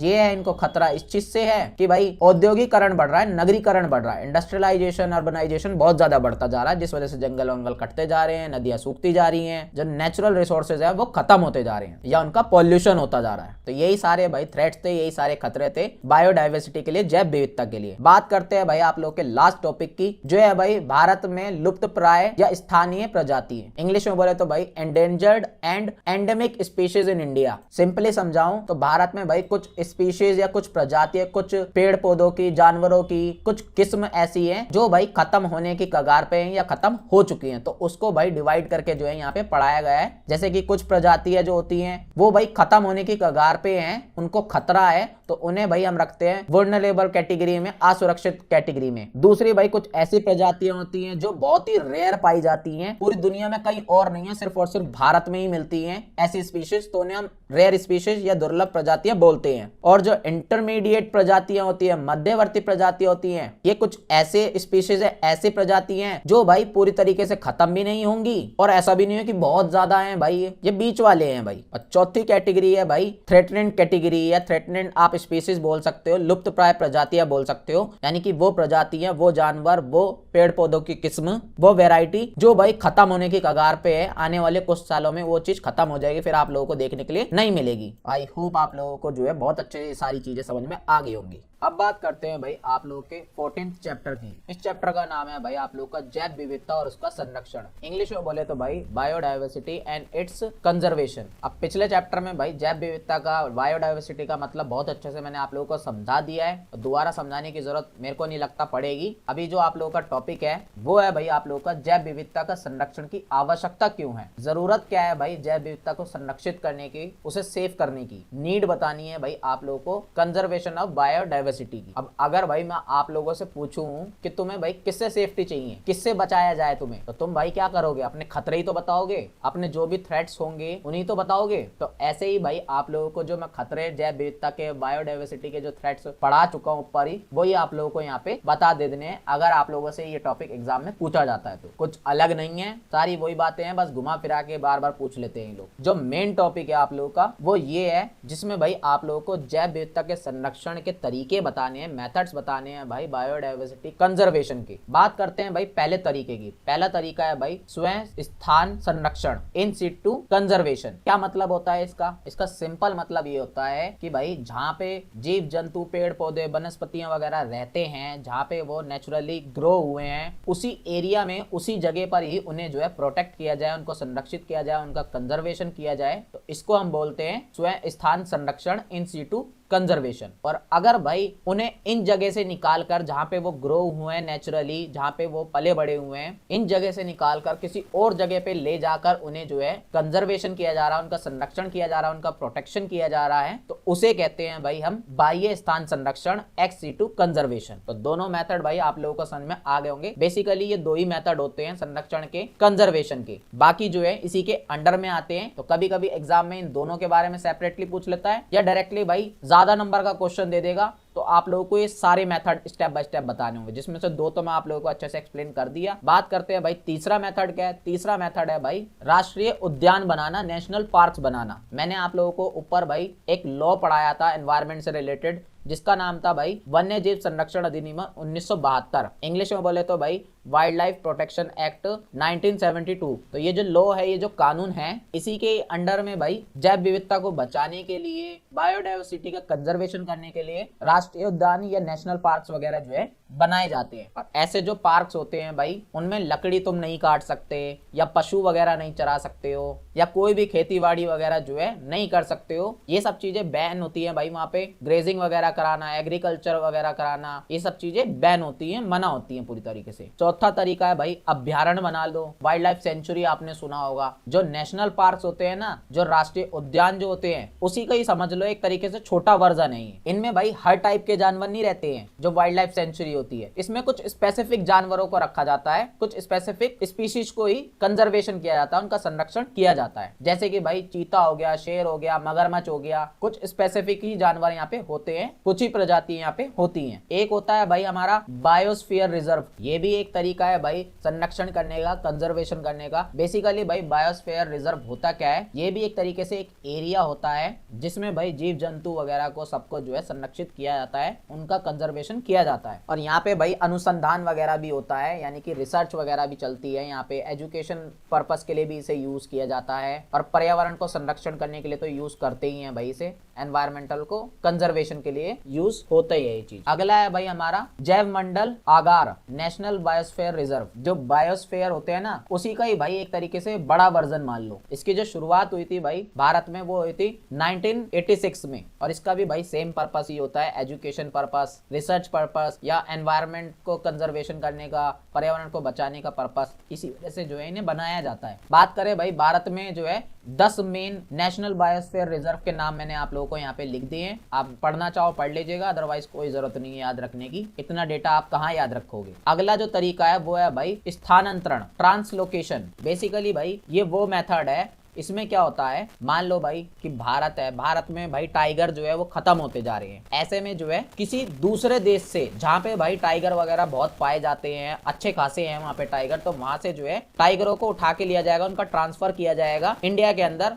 ताकि इंडिया में भी जो है टाइगर की स्पीशीज प्रजाति जो है बढ़ सके, वो ग्रो कर सके। तो इसमें ये मेथड यूज होता है कि एक जगह से दूसरी जगह पे लाया जाता है भाई प्रजातियों को, जानवरों को, स्पीशीज को, ताकि जिस जगह से ला रहे हैं वहां तो भाई सब कुछ बढ़िया चल ही रहा होगा, और जिस जगह पे खत्म हो गए हैं वहां पे भी लाकर इन प्रजातियों को बढ़ाया जा सके, इन जानवरों को बढ़ाया जा सके, इन स्पीशीज को बढ़ाया जा सके, इसलिए ये चीज की जाती है। अगला जो मेथड है, अगला जो तरीका है भाई कंजर्वेशन का, संरक्षण का, वो है भाई प्राकृतिक भंडार, नेचुरल रिजर्व्स। बेसिकली भाई ये वो एरिया होते हैं जहाँ पे भाई वनस्पति और जीव जंतु जो होते हैं, यानी कि प्लांट्स और एनिमल्स, इन दोनों को ही यहाँ पे रिजर्व किया जाता है, कंजर्वेशन किया जाता है, उनका संरक्षण किया जाता है। और इन एरियाओं पर भाई जो इंसान है उनकी गतिविधियां बिल्कुल भी नहीं होती है, इंसान का आना बिल्कुल भी मना होता है, यहाँ पे बैन होता है, एक्टिविटीज, ह्यूमन एक्टिविटीज, और सारी चीजें यहाँ पे जो है नेचुरल तरीके से होती है, कोई भी ह्यूमन एक्टिविटीज में इन्वॉल्व नहीं होती है। लास्ट जो तरीका है वो है भाई हमारा आर्द्र भूमि, वेटलैंड्स। आर्द्र भूमि, वेटलैंड्स भाई ऐसे एरिया होते हैं जहाँ पे भाई पानी ठीक ठाक होता है और मिट्टी भी ठीक ठाक ही होती है। यहाँ पे अक्सर दलदली भूमि होती है भाई, मार्शी लैंड्स होते हैं, और यहाँ पे भी कुछ भाई बहुत सी प्रजातियों को, बहुत सी स्पीशीज को जो है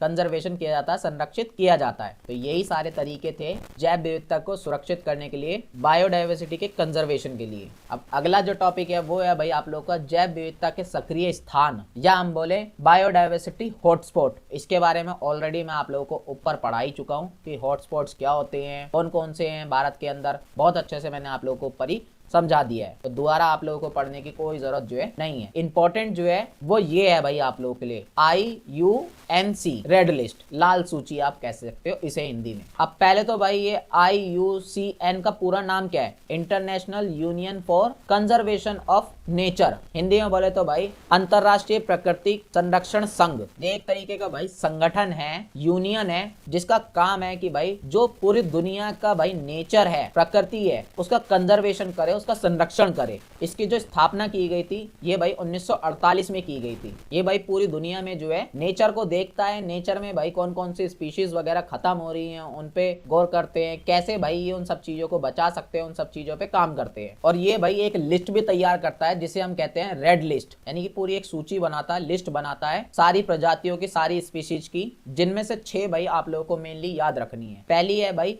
एक्सटिंक्ट, विलुप्त। नाम से ही समझ में आ रहा है भाई ये वो प्रजातियां होती हैं जो पूरी तरीके से भाई धरती पे से खत्म हो चुकी हैं, एक्सटिंक्ट हो चुकी हैं, विलुप्त हो चुकी हैं। उदाहरण के लिए भाई डोडो पक्षी आपने सुना होगा, बत्तख की शकल का दिखता है वो, लेकिन आज के टाइम पे जो है वो पूरी तरीके से खत्म हो चुका है। दूसरी कैटेगरी है भाई एक्सटिंक्ट इन द वाइल्ड, केवल कैप्टिविटी में जीवित, यानी कि भाई ये वो प्रजाति हैं, वो स्पीशीज हैं, वो जानवर हैं जो सिर्फ भाई आप लोग को चिड़ियाघर वगैरह में देखने के लिए मिलेंगे, या जो संरक्षित क्षेत्र होते हैं कंजर्वेशन के लिए जो एरिया बनाए होते हैं सिर्फ वहीं पे देखने के लिए मिलेंगे। नेचुरली आप लोगों को देखने के लिए नहीं मिलेंगे, जंगल वगैरह में या कहीं पे भी नेचुरली आप लोगों को नहीं मिलेंगे। एग्जाम्पल के लिए भाई भाई कैमरून रेडू सारस। सारस को भाई इंग्लिश में क्रेन भी बोलते हैं। ये भाई सफेद कलर का पंछी होता है जो आज के टाइम पे खत्म होता जा रहा है धीरे धीरे, नेचुरली आपको कहीं नहीं मिलेगा ये। अगली कैटेगरी है भाई हमारी क्रिटिकली एंडेंजर्ड, संकटग्रस्त, यानी कि वो जानवर या वो स्पीसीज, वो प्रजाति जो भाई खतरे में है, अभी खत्म नहीं हुई है लेकिन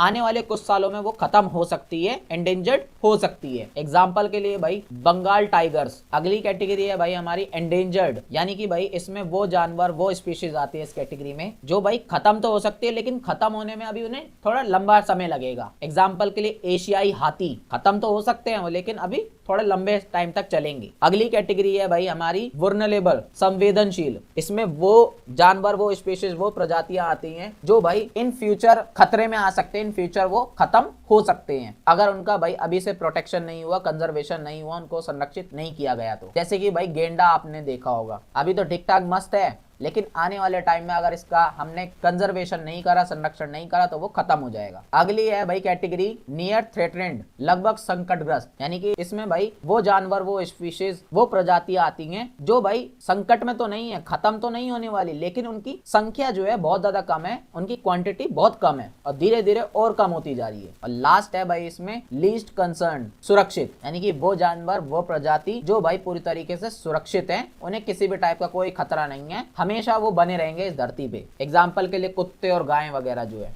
ये कभी खत्म नहीं होने वाले, इन्हें कोई भी दिक्कत नहीं है इनकी लिस्ट के अकॉर्डिंग। तो बस भाई यही सब चीजें आप लोगों को पढ़नी थी, समझनी थी। ये है भाई आप लोगों का 15वां चैप्टर। इसमें भाई आप लोगों से सतत विकास और स्थिरता के बारे में पूछेंगे। इंग्लिश में बोले तो भाई सस्टेनेबल डेवलपमेंट एंड सस्टेनेबिलिटी। अब सबसे पहले तो भाई आप लोगों को सतत विकास, सस्टेनेबल डेवलपमेंट का मतलब पता होना जरूरी है। इसका सिंपल सा मतलब होता है भाई विकास ऐसे तरीके से करना, डेवलपमेंट ऐसे तरीके से करना जिससे भाई जो रिसोर्सेज है, जो संसाधन है, वो आने वाली जो पीढ़ी है, आने वाली जो जनरेशन है उसके लिए भी बचा रहे। फॉर एग्जांपल भाई आप लोगों को पता ही है कि पानी भाई बहुत ही कम है हमारी पृथ्वी पर। अब ऐसे में भाई पानी का हम अंधाधुंध यूज करते हैं। पीने के पानी की बात कर रहा हूं मैं, खारा पानी तो बहुत है लेकिन जो पीने वाला पानी होता है वो बहुत ही कम है। अब ऐसे में भाई अगर हम इस तरीके से अंधा यूज करते रहेंगे पानी का तो भाई जो आने वाली जनरेशन है, जो लोग हैं आने वाले, उनके लिए क्या पानी बचेगा भी भाई पीने का? नहीं बचेगा। इसी वजह से भाई हमें विकास ऐसे करना चाहिए, हमें अपने रिसोर्सेस को ऐसे यूज करना चाहिए,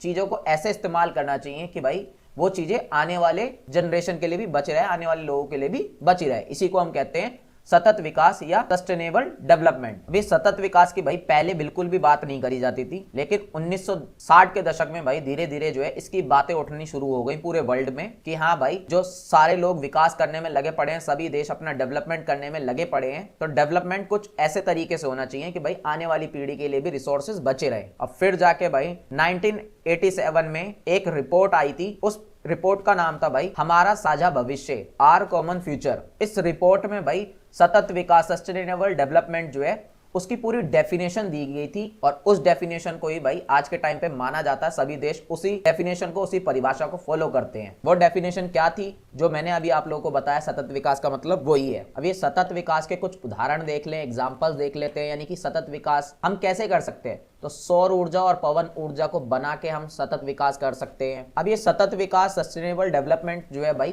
3 टाइप की होती हैं, यानी कि इसके 3 प्रकार होते हैं। पहला है भाई आप लोगों का पर्यावरणीय स्थिरता, जिसे हम एनवायरमेंटल सस्टेनेबिलिटी भी बोलते हैं। अब एक चीज भाई मैं आप लोगों को बता दूं, सस्टेनेबल या सस्टेनेबिलिटी, सतत या स्थिरता कोई अलग चीज नहीं है, दोनों एक ही चीज है। तो आप लोगों को कंफ्यूज नहीं होना है बिल्कुल भी। पर्यावरणीय स्थिरता या एनवायरमेंट सस्टेनेबिलिटी का मतलब ये है कि भाई हमें प्राकृतिक जो रूप से चीजें मिली हुई है, नेचुरल जो रिसोर्सेज है हमारे, जैसे कि हमारा पानी है, वायु है, भूमि है, वन है, जीव जंतु है, इंग्लिश में बोले तो भाई वाटर है, एयर है, लैंड है, फॉरेस्ट है और वाइल्ड लाइफ है। जो भी चीज हमें नेचुरली मिली हुई है, प्रकृति से मिली हुई है, उनको हमें ऐसे उपयोग करना चाहिए, ऐसे यूज करना चाहिए कि भाई वो आने वाली पीढ़ी के लिए भी बची रहे, आने वाली जनरेशन के लिए भी बची रहे, उसका नुकसान कम से कम हो, हमें ये ट्राई करना चाहिए। दूसरा है भाई आर्थिक स्थिरता, इकोनॉमिक सस्टेनेबिलिटी। अब इसका मतलब भी भाई सिंपल सा है, हमें अपना आर्थिक विकास ऐसा करना चाहिए, हमें इकोनॉमिक डेवलपमेंट ऐसा करना चाहिए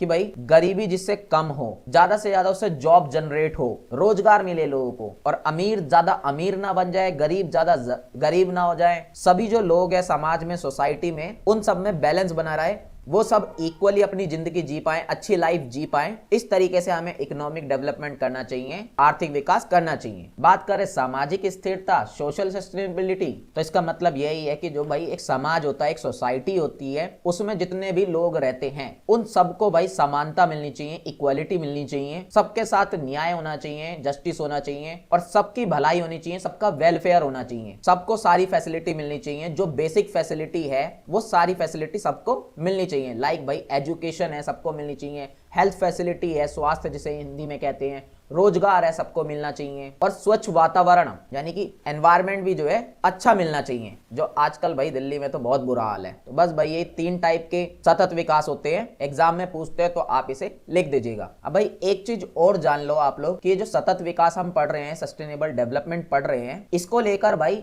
2015 में संयुक्त राष्ट्र संघ की जो महासभा है ना, यूनाइटेड नेशन जनरल असेंबली जो है, एक तरीके से भाई पूरे वर्ल्ड की संसद कह सकते हो, असेंबली कह सकते हो, बैठक कह सकते हो, जहां पे भाई सभी देश जो है आते हैं, एक एक इंसान आता है, सभी देश की तरफ से रिप्रेजेंटेटिव आते हैं और पूरे वर्ल्ड के जो मुद्दे होते हैं, पूरी दुनिया के जो मुद्दे होते हैं, उन पर मिलकर बात की जाती है। तो इसी वाली बैठक में, इसी वाली असेंबली में सतत विकास के लिए कुछ लक्ष्य तय किए गए थे, कुछ गोल्स जो है वो डिसाइड किए गए थे कि भाई सतत विकास के लिए ये 17 गोल्स हैं, ये 17 लक्ष्य हैं, ये 17 बातें हैं जो सभी देश को माननी पड़ेंगी। 2030 तक सभी देश को ये चीजें पूरी करनी होंगी, ये चीज डिसाइड की गई थी भाई। अब वो लक्ष्य कौन से हैं, वो गोल्स कौन से हैं भाई, आप लोगों की स्क्रीन पे लिखे हैं, आप लोग खुद से जो है इन्हें पढ़ लीजिएगा। एग्जाम में आप लोगों से नहीं पूछे जाएंगे, इसलिए मैं आप लोगों को एक एक करके नहीं बता रहा हूं। तो इस चैप्टर में भाई इंपॉर्टेंट जो था आप लोगों के लिए इतना ही है, इससे ज्यादा कुछ भी नहीं है। जो फालतू की बकवास भर रखी है आप लोगों की बुक में, वो मैं आप लोगों को नहीं पढ़ा रहा हूं। जो जो काम किए वो सारी आप लोगों को पढ़ा दूंगा, डोंट वरी। 16वें चैप्टर में भाई आप लोगों से मानव समुदाय और पर्यावरण के बारे में पूछा जाएगा, human communities and the environment, इसके बारे में आप लोगों को पढ़ाया जाएगा। वैसे तो भाई इस चैप्टर में ऐसा कुछ भी नहीं है जो आप लोगों को ना पता हो, बट फिर भी भाई जो जो चीजें काम किया है वो मैं आप लोगों को पढ़ाता हूँ। इसमें सबसे पहला भाई जो टॉपिक है आप लोगों का, वो है भाई मानव जनसंख्या वृद्धि के लिए उत्तरदायी कारण बताओ। आप लोगों को फैक्टर्स बताने हैं, रीजन बताने हैं भाई ह्यूमन पॉपुलेशन ग्रोथ के, यानी कि ये जो जनसंख्या भाई आजकल इतनी बढ़ती जा रही है, पॉपुलेशन बढ़ती जा रही है पूरे वर्ल्ड में, इसके पीछे रीजन क्या है भाई, कारण क्या है, ये सब आप लोगों को पता है, लेकिन फटाफट मैं आप लोगों को पढ़ाता हूँ। सबसे पहले तो भाई यही है कि मृत्यु दर जो है उसमें बहुत ज्यादा गिरावट आ रही है, डिक्रीज हो रही है भाई, जो डेथ रेट होता है। आजकल तुम लोगों को पता है भाई साइंस ने कितनी ज्यादा तरक्की कर ली है, कितनी टाइप की मेडिसिन आ गई है, हर बीमारी का ऑलमोस्ट इलाज मिल गया है, जिस वजह से भाई जहां पहले लोग भाई बीमारियों से मर जाते थे, लेकिन आज वही लोग जो है बच जाते हैं बीमारियों से। साइंस ने तरक्की ही इतनी कर ली है, जिस वजह से जो भाई डेथ रेट था, मृत्यु दर थी, यानी कि जो लोग जितनी तेजी से मर रहे थे अब वो कम तेजी से मर रहे हैं, कम मर रहे हैं पूरे वर्ल्ड के हिसाब से। मृत्यु दर जो है वो कम हुई है, डिक्रीज हुई है डेथ रेट, जिस वजह से पॉपुलेशन धीरे धीरे बढ़ती जा रही है। दूसरा रीजन ये है कि भाई जो जन्म दर है, जो बर्थ रेट है, वो भाई बढ़ता जा रहा है। आप डेवलपिंग कंट्री देखोगे, विकासशील देश देखोगे, भारत जैसे देश में लोग जो है भाई बच्चे ज्यादा पैदा करते हैं, उन्हें अपना परिवार जो है बड़ा चाहिए, इस वजह से भाई बहुत से लोग जन्म लेते हैं और बर्थ रेट जो है फिर ये बढ़ता जा रहा है, जन्म दर जो है बढ़ते जा रही है, लोगों का जन्म होता जा रहा है और जनसंख्या बढ़ती जा रही है, पॉपुलेशन बढ़ती जा रही है। तीसरा रीजन है भाई आप लोगों का कृषि और उद्योग में क्रांति हो गई बहुत ज्यादा, एग्रीकल्चर और इंडस्ट्रियल रिवोल्यूशन हो गया है, यानी कि भाई कहां पहले खेती बाड़ी वगैरह भी जो है छोटे मोटे लेवल पे होती थी, या औद्योगिक फैक्ट्री वगैरह भी जो है ना के बराबर होती थी, इंडस्ट्री वगैरह ना के बराबर होती थी, एग्रीकल्चर भी बहुत छोटे लेवल पे होता था, लेकिन आजकल ये चीजें जो है बहुत ही ज्यादा बड़े लेवल पे होने लगी है, जब से जो है टेक्नोलॉजी डेवलप हुई है। अब जब भाई खेती बाड़ी अच्छी होने लगी, एग्रीकल्चर अच्छा होने लगा, तो भाई लोग जहां पहले भूख वगैरह से मरते थे, भूखमरी से मरते थे, अकाल से मरते थे, खाना ना मिलने की वजह से मरते थे, उन्हें इनफ फूड नहीं मिल पाता था, तो वो जल्दी मर जाते थे, लेकिन अब ये चीजें जो है कम हो गई हैं। बात करें भाई सामाजिक और आर्थिक कारण क्या है, सोशल एंड रिलीजन फैक्टर क्या है, बहुत से समाज, बहुत से सोसाइटी आपने ऐसा देखे होंगे जिसमें भाई बड़े बड़े परिवार होते हैं, बड़ी बड़ी फैमिली होती है, जिसमें फैमिली मेंबर्स बहुत ज्यादा होते हैं, क्योंकि भाई कहीं ना कहीं उनका मानना ही ये होता है, उनका बिलीफ होता है कि भाई हमारी बड़ी फैमिली होनी चाहिए, बड़ी फैमिली ही सबसे ज्यादा बढ़िया होती है, तो ऐसे में लोग जो है ज्यादा बच्चे पैदा करते हैं। इसके साथ साथ बहुत से धर्म वगैरह आप देखोगे, बहुत से धार्मिक मान्यताएं हैं, बहुत से रिलीजियस बिलीफ हैं भाई, जो भाई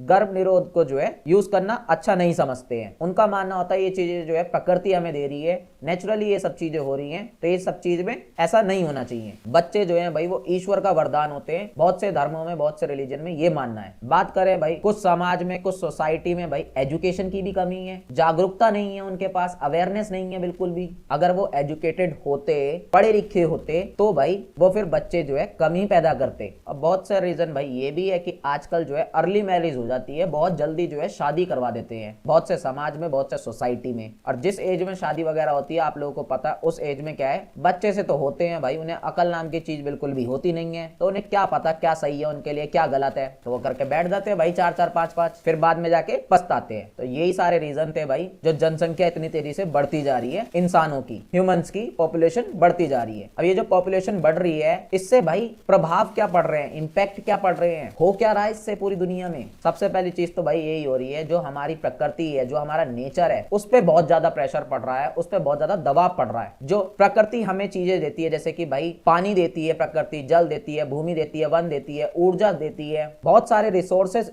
नेचर हमें देता है भाई। उन सारे रिसोर्सेज का भाई बहुत तेजी से इस्तेमाल होता जा रहा है, बहुत गलत तरीके से इस्तेमाल हो रहा है, प्रेशर पड़ रहा है प्रकृति पे भी। प्रकृति इतना जनरेट नहीं कर पा रही है, नेचर इतना जनरेट नहीं कर पा रहा भाई, जिस हिसाब से हम उससे दुगनी तेजी से यूज कर रहे हैं, उसका मिस यूज कर रहे हैं। दूसरा भाई प्रदूषण हद से ज्यादा बढ़ता जा रहा है। आप खुद सोचो भाई, लोग कम होंगे तो ऑब्वियस सी बात है गाड़ियां कम चलेंगी, सारी चीजें कम होंगी, तो पॉल्यूशन भी जो है कम ही बढ़ेगा जब जरूरतें भी कम हो जाएंगी। तो इसके साथ साथ जो हेल्थ फैसिलिटी है, स्वास्थ्य सेवाएं हैं, उस पर भी बहुत ज्यादा प्रेशर बढ़ रहा है। पॉपुलेशन भाई जिस हिसाब से बढ़ रही है, हमारी हेल्थ फैसिलिटी जो है बहुत ज्यादा कम पड़ती जा रही है। और सिर्फ हमारी नहीं, पूरे वर्ल्ड में ये हाल है भाई। और हेल्थ फैसिलिटी तो भाई सिर्फ भारत में ही नहीं, पूरे वर्ल्ड में जो है बहुत ही ज्यादा कम है। आप लोगों को पता ही होगा भाई, साइंस फील्ड में बहुत ज्यादा रिक्वायरमेंट होती है, बहुत ज्यादा लोगों की जरूरत होती है, लेकिन है बहुत ही कम लोग। इसके साथ साथ भाई बेरोजगारी बढ़ती जा रही है, गरीबी बढ़ती जा रही है। अब जब जनसंख्या बढ़ेगी तो भाई अनएम्प्लॉयमेंट तो बढ़ेगी ना, पॉवर्टी तो बढ़ेगी ना। अब जब लोग कमा नहीं पाएंगे, उन्हें रोजगार वगैरह नहीं मिल पाएगा, तो गरीब जो ऑटोमेटिक हो जाएंगे। इसके साथ साथ अब जब गरीब हो रहे हैं भाई, वो कमा नहीं पा रहे हैं, अनएम्प्लॉयमेंट बढ़ रही है, तो भाई उनका जो लाइफ का स्टैंडर्ड है, जिस तरीके से वो जीते हैं अपनी लाइफ को, तो उसका स्टैंडर्ड भी जो है गिरता जा रहा है। ऑब्वियस सी बात है, जब भाई खाने कमाने के लिए पैसे नहीं होंगे तो ऐश के लिए पैसे कहां से आएंगे। तो वो अपनी जो बेसिक नीड होती है, बेसिक जरूरतें होती है, वो भी पूरी ढंग से नहीं कर पा रहे हैं। इसके साथ साथ भाई जलवायु परिवर्तन और आपदाएं वगैरह में भी जो है ग्रोथ होती जा रही है, जैसे जैसे जनसंख्या बढ़ रही है। अब ये जलवायु परिवर्तन, आपदाएं वगैरह क्या होती है, डिजास्टर क्या होता है, क्लाइमेट चेंज क्या होता है, ये सब ऊपर पढ़ा चुका हूं मैं ऑलरेडी, बार बार एक्सप्लेन नहीं करूंगा। और सतत विकास में भी बाधा आ रही है। सतत विकास अभी ऊपर पढ़ाया मैंने आप लोगों को, सस्टेनेबल डेवलपमेंट। उसमें प्रॉब्लम कैसे आ रही है, क्योंकि भाई जनसंख्या बढ़ रही है, जनसंख्या बढ़ रही है तो भाई डिमांड बढ़ रही है, डिमांड बढ़ रही है तो भाई चीजों की ज्यादा जरूरत पड़ेगी, और चीजें जो है कम है। अब उसका जब यूज ज्यादा कर लेंगे तो भाई आने वाली पीढ़ी के लिए, आने वाले जनरेशन के लिए बचेगा कहां से। तो आप लोगों को इंपैक्ट भी बहुत अच्छे समझ में आ गए होंगे, प्रभाव भी बहुत अच्छे समझ में आ गए होंगे। बात करें कि भाई जनसंख्या को कंट्रोल करने के लिए, पॉपुलेशन को कंट्रोल करने के लिए हमें क्या कदम उठाने चाहिए, क्या स्टेप्स उठाने चाहिए भाई, क्या करना चाहिए हमें। सबसे पहले तो भाई परिवार नियोजन कार्यक्रम चलाओ, फैमिली प्लानिंग प्रोग्राम्स वगैरह चलाओ, लोगों को अवेयर करो, बताओ कि क्या चीजें कैसी होती हैं, कितनी बड़ी फैमिली होना जरूरी है, किसके क्या इंपैक्ट है, क्या प्रभाव पड़ेगा, ये सब चीजें उन्हें बताओ, एजुकेट करो इस बारे में। दूसरा भाई शिक्षा का प्रसार करो, एजुकेशन को प्रमोट करो। जब लोग पढ़ लिख जाएंगे अच्छे से भाई, तो ऑटोमेटिक उनमें समझ आ जाएगी कि उनके लिए क्या सही है और क्या गलत है, और किस चीज से भाई पूरे समाज पे और उनकी लाइफ पे क्या इंपैक्ट पड़ेगा, ये सब उन्हें समझ में आ जाएगा ऑटोमेटिक। इसके साथ साथ जो बाल विवाह वगैरह होता है, चाइल्ड मैरिज वगैरह होती है, इस पे भाई रोक लगानी चाहिए, इसे बैन कर देना चाहिए पूरी तरीके से, क्योंकि बच्चों को भाई उस उम्र में कहाँ ही समझ होती है कि क्या उनके लिए सही होगा, क्या गलत होगा। इसके साथ साथ जो महिलाएं हैं उन्हें हमें सशक्त बनाना चाहिए, एम्पावरिंग करना चाहिए वुमेन्स को, क्योंकि बहुत से समाज में, सोसाइटी में भाई वुमेन्स वगैरह पे प्रेशर होता है बहुत ज्यादा, महिलाओं पे दबाव होता है बहुत ज्यादा, उन्हें मशीन समझा जाता है भाई बच्चे पैदा करने की। इसके साथ साथ भाई जो जनसंख्या कंट्रोल अगर तुम्हें करनी है, पॉपुलेशन कंट्रोल करनी है, तो उसके लिए भाई पब्लिक को अवेयर करना चाहिए, हमें उन्हें जागरूक करना चाहिए, उन्हें बताना चाहिए कि कैसे भाई हम इस पॉपुलेशन को कम कर सकते हैं। इन्हें ये सब चीजें सिखानी चाहिए, टीवी पे, रेडियो पे, सोशल मीडिया वगैरह पे, इन सब पे जो है कैंपेन वगैरह चलाना चाहिए, अभियान चलाना चाहिए। अब एक और टॉपिक है भाई आप लोगों का, जो है लास्ट टॉपिक, बहुत छोटा सा ही है, कार्बन पदचिन्ह, कार्बन फुटप्रिंट इंग्लिश में से बोलते हैं। एक इंसान भाई, एक संस्था, एक देश, इंग्लिश में बोले तो भाई एक इंडिविजुअल, ऑर्गेनाइजेशन या कंट्री, या उनकी एक्टिविटीज जो होती है, उनके जो काम वगैरह होते हैं, वो कितने भाई पर्यावरण में कार्बन डाइऑक्साइड छोड़ रहे हैं, ग्रीन हाउस गैसेस छोड़ रहे हैं, उसी को बोला जाता है भाई कार्बन फुटप्रिंट, कार्बन पदचिन्ह। यानी कि भाई आप लोग, या आपका पूरा देश या एक समाज, सोसाइटी, संस्था, फैक्ट्री वगैरह हो गई, ये कितना कार्बन छोड़ रहे हैं, ये कितना ग्रीन हाउस गैस वगैरह छोड़ रहे हैं एनवायरनमेंट में, तो इसी मात्रा को, इसी क्वांटिटी को जो है बोला जाता है कार्बन पदचिन्ह, कार्बन फुटप्रिंट। एग्जाम में पूछे तो बता देना भाई, इसमें और कुछ एक्स्ट्रा पढ़ने लायक नहीं है। 17वें चैप्टर में भाई आप लोगों से भारत में जो पर्यावरण आंदोलन हुए उसके बारे में आप लोगों को पढ़ाया जाएगा। जो एनवायरमेंटल मूवमेंट्स हुए इंडिया में वो आप लोगों को पढ़ने के लिए मिलेंगे। तो पहला आंदोलन है, पहला मूवमेंट है हमारा भाई चिपको आंदोलन, चिपको मूवमेंट। अब ये भाई बहुत ज्यादा फेमस है, आप लोगों ने सबने पढ़ा ही होगा। ये जो आंदोलन है भाई ये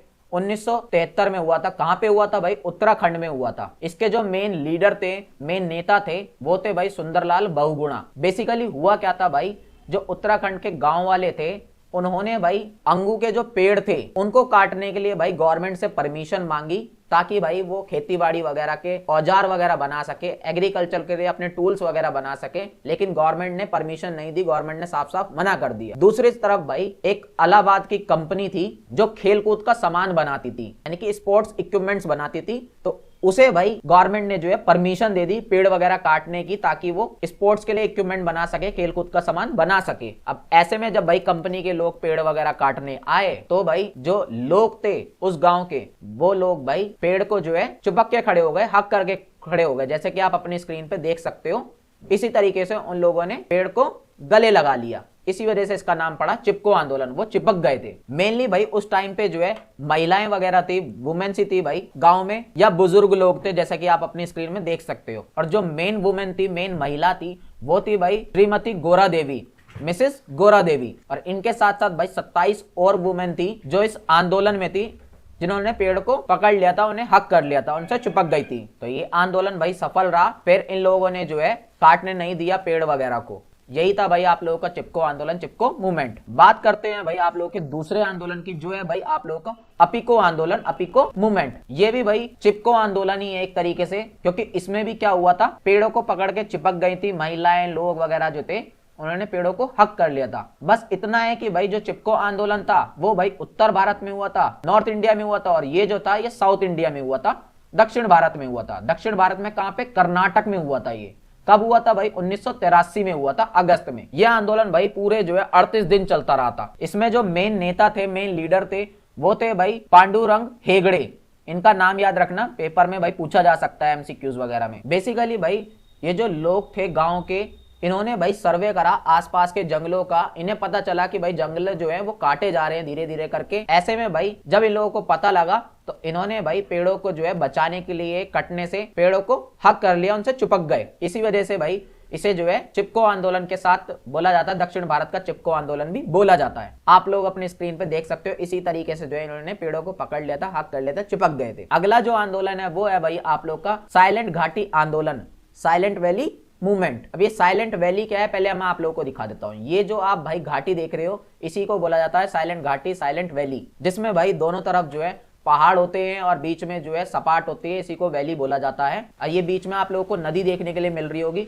इसी नदी पर क्या होना था भाई, एक डैम बनाया जाना था, एक बांध बनाया जाना था, ताकि बिजली वगैरह मिल सके और आसपास के एरिया में पानी वगैरह मिल सके। इसलिए नदी का नाम क्या है भाई? नदी का नाम है कुंतीपुज नदी। यह आंदोलन कब हुआ था भाई? 1980 में हुआ था। तो ये जो वैली आप लोग देख रहे हो, ये जो भाई घाटी देख रहे हो, ये बहुत ज्यादा फेमस है जैव विविधता के लिए, बायोडाइवर्सिटी के लिए। यहाँ पे अलग अलग टाइप के जीव जंतु, जानवर, पक्षी, पेड़ पौधे, प्लांट्स वगैरह अलग अलग टाइप के पाए जाते हैं। अब ऐसे में जब भाई इस चीज को लेकर आसपास के लोगों ने आंदोलन चलाया, मूवमेंट चलाया, या वैज्ञानिकों ने इस चीज के खिलाफ आवाज उठाई, पर्यावरण कार्यकर्ताओं ने, एनवायरमेंटल एक्टिविस्ट ने इनके अगेंस्ट में प्रोटेस्ट करा, तब जाके भाई जो इंदिरा गांधी की सरकार थी उस टाइम पे, उन्होंने इस चीज को स्थगित कर दिया, इस चीज को रोक दिया, पोस्टपोन कर दिया। और फिर आगे चलकर भाई 1984 में ये जो वैली है, ये जो एरिया है, इसको भाई राष्ट्रीय उद्यान जो है घोषित कर दिया गया, राष्ट्रीय उद्यान इसे बना दिया। इंग्लिश में बोले तो भाई नेशनल पार्क इसे बना दिया, डिक्लेयर कर दिया। यही था भाई पूरा आप लोगों का साइलेंट वैली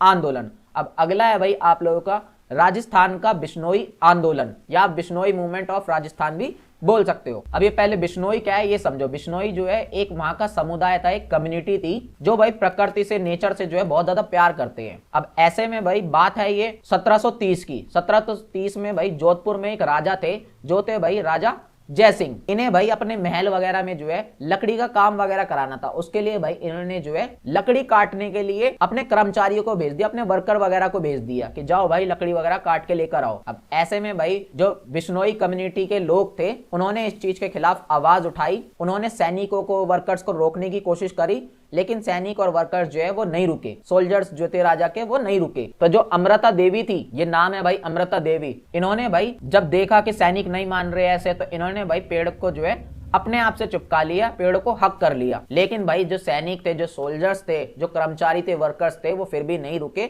उन्होंने पेड़ काटना कंटिन्यू रखा और साथ ही साथ भाई जो अमृता देवी थी उनकी भी हत्या कर दी, उनको भी मार दिया, उनका भी मर्डर कर दिया। फिर अमृता देवी के बाद भाई उनकी 3 बेटियां जो है वो भी पेड़ से चिपक गई, लेकिन सैनिक फिर भी नहीं रुके, उन्होंने उन्हें भी मार दिया। और ऐसे करते करते भाई पूरे गांव के, पूरे कम्युनिटी के, बिश्नोई कम्युनिटी के 363 लोग मर गए थे। लेकिन राजा और राजा के लोग फिर भी नहीं रुके।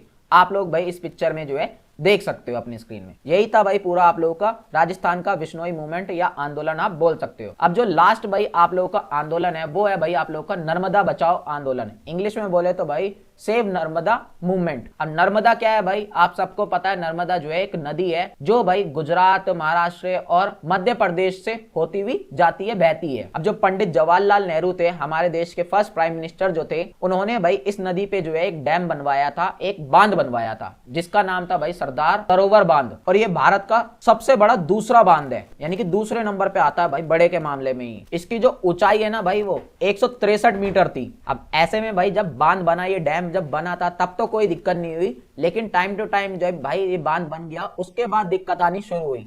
आसपास के लोगों को दिक्कत आई, जिससे जो है आसपास के गांव वगैरह सारे डूबने लगे, पानी वगैरह उनमें भरने लग गया। तो ऐसे में उन लोगों ने जो है इस चीज के खिलाफ प्रोटेस्ट करा, आवाज उठाई। ये आंदोलन भाई बहुत लंबे समय तक चलता रहा। फिर जाके भाई मामला जो है सुप्रीम कोर्ट में गया और सुप्रीम कोर्ट ने फिर भाई आदेश दिया, गवर्नमेंट को ऑर्डर दिया कि भाई ये जो लोग जिन्हें परेशानी हो रही है इनके लिए कोई ना कोई व्यवस्था की जाए, इनके लिए कोई ना कोई जो है फैसिलिटी की जाए। फिर गवर्नमेंट ने जो है भाई इनको जो है रहने वहने के लिए अलग से जगह प्रोवाइड करी, मकान वगैरह दिए। तो ये भी जो आंदोलन था वो सफल रहा। बात करें इसके मेन लीडर कौन थे, मेन नेता कौन थे, तो भाई उनमें आप नाम याद रखना मेघा पाटेकर का, ये मेन लीडर थी उस टाइम पे। तो बस भाई आपके जो चैप्टर था इसमें इतना ही था, इतना ही आप लोगों को सारे मूवमेंट्स वगैरह पढ़ने थे। 18वें चैप्टर में भाई आप लोगों को आपदा मैनेजमेंट या आपदा प्रबंधन के बारे में पढ़ाया जाएगा। इंग्लिश में बोले तो भाई डिजास्टर मैनेजमेंट के बारे में आप लोगों को बताया गया है। अब सबसे पहले तो भाई ये आपदा होती क्या है, डिजास्टर होता क्या है, ये समझो। हालांकि आप लोगों को पता ही है बट फिर भी मैं बता देता हूँ। बाढ़, भूकंप, सुनामी, ज्वालामुखी का फटना, इन सबको आपदा बोला जाता है। लेकिन ये कैसी आपदा है, ये भाई प्राकृतिक आपदा है, नेचुरल डिजास्टर है ये। और दूसरी जो आपदा होती है वो होती है मानव निर्मित, ह्यूमन मेड डिजास्टर, जो इंसानों की वजह से होती है। जैसे कि भाई कहीं पे आग वगैरह लग जाए या कहीं पे बम धमाका वगैरह हो जाए, या अभी कोरोना जैसी आपदा आई थी ना, कोरोना फैल गया था, ये भी ह्यूमन मेड डिजास्टर थी, इंसानों के द्वारा ही किया गया था। अब इस आपदाओं का, इस डिजास्टर का मैनेजमेंट करना, प्रबंधन करना, मतलब कि भाई इनसे निपटना, इनका सॉल्यूशन करना, इसी को बोला जाता है भाई आपदा प्रबंधन, डिजास्टर मैनेजमेंट। अब ये डिजास्टर मैनेजमेंट के भी भाई 2 तरीके होते हैं। पहला होता है भाई पोस्ट डिजास्टर मैनेजमेंट, यानी कि भाई जब कोई डिजास्टर हुआ, कोई आपदा आई, तो उसके बाद भाई कदम उठाना, उसके बाद एक्टिविटी करना, उससे जो भी प्रभाव पड़ा, जो भी नुकसान वगैरह हुआ है उसको सही करना, लोगों को बचाना, जो भी दिक्कत हो रही है उन सबको सॉर्ट आउट करना, उसका मैनेजमेंट करना, इसको बोला जाता है भाई पोस्ट डिजास्टर मैनेजमेंट। और एक होता है भाई डिजास्टर समन। डिजास्टर समन को इंग्लिश में बोलते हैं भाई डिजास्टर मिटिगेशन। अब ये क्या है भाई, ये वो काम है भाई जो डिजास्टर आपदा होने से पहले किए जाते हैं। मान लो भाई अगर आप लोगों को पता है कि भाई यहाँ पे सुनामी आने वाली है, तो भाई पहले से कुछ करोगे क्या, ऐसे बैठे रहोगे कि आन दो पहले फिर करेंगे, नहीं ना। तो ऐसे ही जब भाई डिजास्टर आने से पहले ही मैनेजमेंट करके रखते हैं, प्रबंधन करके रखते हैं हर चीज का, तो उसी बोला जाता है भाई डिजास्टर समन, डिजास्टर मिटिगेशन। अब इनमें क्या क्या किया जाता है वो आप यहाँ पे डिटेल में पढ़ सकते हो। आप लोगों को ये सब चीजें पहले से ही पता है, बस अलग अलग वर्ड यूज करके ये लोग बोल देते हैं, इसलिए आप लोग को समझ में नहीं आता है। अब ये जो डिजास्टर मैनेजमेंट पढ़ रहे हैं भाई, इसकी एक साइकिल होती है। ये जो आपदा प्रबंधन होता है इसका एक चक्र होता है। तो इसके बारे में भाई एग्जाम में आप लोगों से पूछा जा सकता है कि डिजास्टर मैनेजमेंट साइकिल जो है इसके बारे में बताओ, आपदा प्रबंधन का चक्र जो है इसके बारे में बताओ। या सिंपली बोलूं तो भाई जब कोई आपदा वगैरह आती है कोई डिजास्टर होता है तो उससे निपटने के लिए भाई कुछ काम करते हो कि नहीं करते हो, तो उन कामों को ही जो है आप लोगों को स्टेप बाय स्टेप बताना है, जिनमें सबसे पहला काम है भाई समन मिटिगेशन, जिसका साफ सीधा सा मतलब है भाई आपदा आने से पहले, डिजास्टर आने से पहले ही भाई तुम्हें उसे कम करने के लिए या उसे रोकने के लिए कुछ कदम उठाने पड़ेंगे। जैसे कि भाई बाढ़ वगैरह को रोकने के लिए बांध वगैरह बनाए जाते हैं, डैम वगैरह बनाए जाते हैं फ्लड को रोकने के लिए, और भूकंप वगैरह से भाई बचने के लिए क्या है आजकल बिल्डिंग्स वगैरह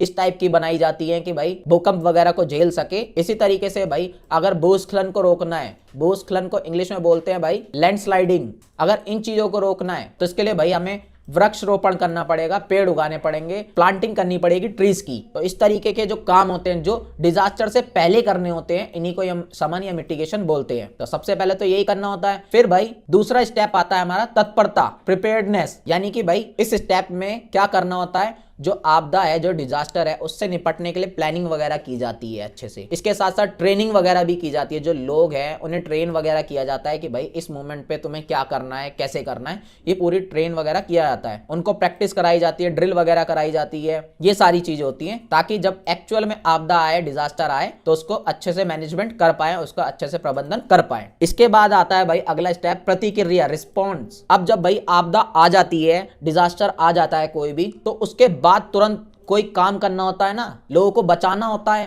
जो भी नुकसान हुआ था उससे निपटना होता है, तो उसी को बोलते हैं प्रतिक्रिया, रिस्पॉन्स करना। जैसे कि भाई लोगों वगैरह को बचाओ, जो घायल लोग हैं उन्हें भाई फटाफट हॉस्पिटल वगैरह भेजो, लोगों को अगर भोजन पानी वगैरह की दिक्कत हो रही है तो उन्हें वो सुविधाएं वगैरह, वो सर्विस प्रोवाइड कराई जाए। जो जान माल की हानि हुई है, जो भी लॉस वगैरह हुआ है लाइफ का, प्रॉपर्टी का, उसको मिनिमाइज किया जा सके कम ज्यादा से ज्यादा। तो ये जो सारे एक्शंस होते हैं, ये जो सारे काम होते हैं, इसको हम रिस्पॉन्स या प्रतिक्रिया बोलते हैं। इसके बाद अगला स्टेप आता है भाई पुनर्वास या पुनर्निर्माण, रिकवरी इंग्लिश में बोल सकते हो आप। यानी कि भाई जब आपदा है, जो डिजास्टर है, वो आके चली गई, अब उसने जो जो नुकसान पहुंचाया है उससे भाई रिकवरी भी तो करनी पड़ेगी, उससे भाई पुनर्निर्माण भी तो करना पड़ेगा। मान लो भाई कोई बाढ़ आई थी, कोई फ्लड आया था, वो सब कुछ तबाह कर गई सारी बिल्डिंग्स वगैरह, तो दोबारा से बिल्डिंग्स वगैरह सब बनाई जाएंगी, स्कूल सड़कें वगैरह सब बनाई जाएंगी, जो भी वो मलबा वगैरह छोड़ के गई हैं उन सब चीजों को हटाया जाएगा। तो ये था भाई चौथा स्टेप। तो यही 4 स्टेप होते हैं, और ये सारे 4 स्टेप जो है इसी को ही बोला जाता है भाई आपदा प्रबंधन चक्र, डिजास्टर मैनेजमेंट साइकिल। अब ये इस आपदाओं से निपटने के लिए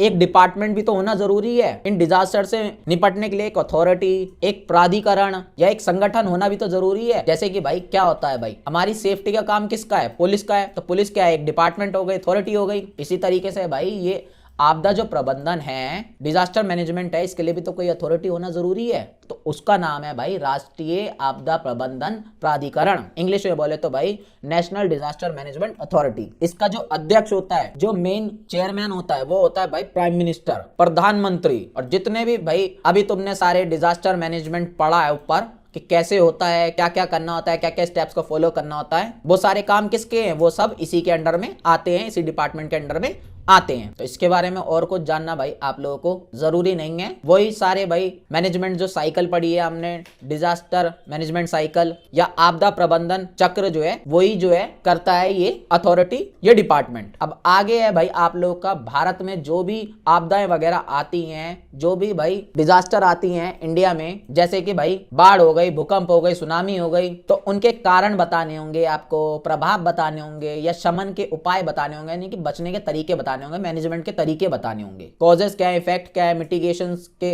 ये सब आप लोगों को बताने पड़ेंगे। वैसे तो भाई मैंने एक एक करके सबके बारे में लिख रखा है, जैसे कि सबसे पहले भाई बाढ़ के बारे में, फ्लड के बारे में हर चीज आपको बताई हुई है। फिर भाई आप लोगों को भूकंप के बारे में हर चीज जो है मैंने एक्सप्लेन करी हुई है, अर्थक्वेक के बारे में कि क्या भाई इसके इफेक्ट हैं, क्या रीजंस हैं, क्या भाई मिटिगेशन के तरीके हैं, वो सब आप लोगों को बताया गया है। साइक्लोन के बारे में मैंने आप लोगों को बताया है, यानी कि चक्रवात के बारे में बताया गया है। अब चक्रवात क्या होता है, साइक्लोन क्या होता है, आपने हवा का बवंडर देखा है ना घूमते हुए, उसी को बोला जाता है भाई चक्रवात या साइक्लोन। ये पानी में भी हो सकता है, हवा में भी हो सकता है, तो उसके बारे में भाई यहाँ सारी चीजें मेंशन है। इसके साथ साथ भाई भूस्खलन के बारे में, यानी कि लैंडस्लाइड के बारे में हर एक चीज आप लोगों को यहाँ पे मैंने बताई है। अब ये क्या होता है भाई भूस्खलन, लैंडस्लाइड, यानी कि जमीन वगैरह पहाड़ों पे खिसक जाती है ना, पूरा पहाड़ कभी कभी खिसक जाता है, तो उसे भूस्खलन या लैंडस्लाइड बोला जाता है। इसके साथ साथ सुनामी के बारे में भी हर चीज जो है यहाँ पे मैंने पढ़ाई आप लोगों को ज्यादा डेप्थ में पढ़ने की जरूरत नहीं है, एक एक दो दो लाइन के पॉइंट आप लोगों को बस पता होने चाहिए, काफी है। अब लास्ट में भाई आप लोगों को जो है इस चीज की पूरी टेबल दे दी है मैंने। टेबल आप लोग देख सकते हो भाई अपनी स्क्रीन पर। ये जितने भी टॉपिक हैं भाई, ये ऐसे टॉपिक हैं जिनके बारे में आप इजिली बना के लिख सकते हो। सब कुछ मैं आप लोगों को ऊपर ही पढ़ा चुका हूं, समझा चुका हूं। तो मेरे को नहीं लगता भाई एक एक करके तुम्हें जो है सारे डिजास्टर क्या है, सारे भाई आपदाएं वगैरह क्या है उनके बारे में पढ़ाऊं, उनके कॉजेस क्या हैं, उनके कारण क्या हैं वो बताऊं, उनके प्रभाव क्या होते हैं फिर वो बताऊं, फिर उनके समन के यानी कि मिटिगेशन के जो तरीके हैं वो बताऊं, उनसे बचने के तरीके या मैनेजमेंट के बोल सकते हो, प्रबंधन के बोल सकते हो। ये सब चीज़ें ऊपर ऑलरेडी मैं आप लोगों को समझा चुका हूँ और बना के तो भाई थोड़ा बहुत आप लोग लिख ही सकते, क्योंकि ये सब बहुत सारी चीजें जो है कॉमन है। तो बस भाई आप लोगों के सिलेबस में इतना ही था।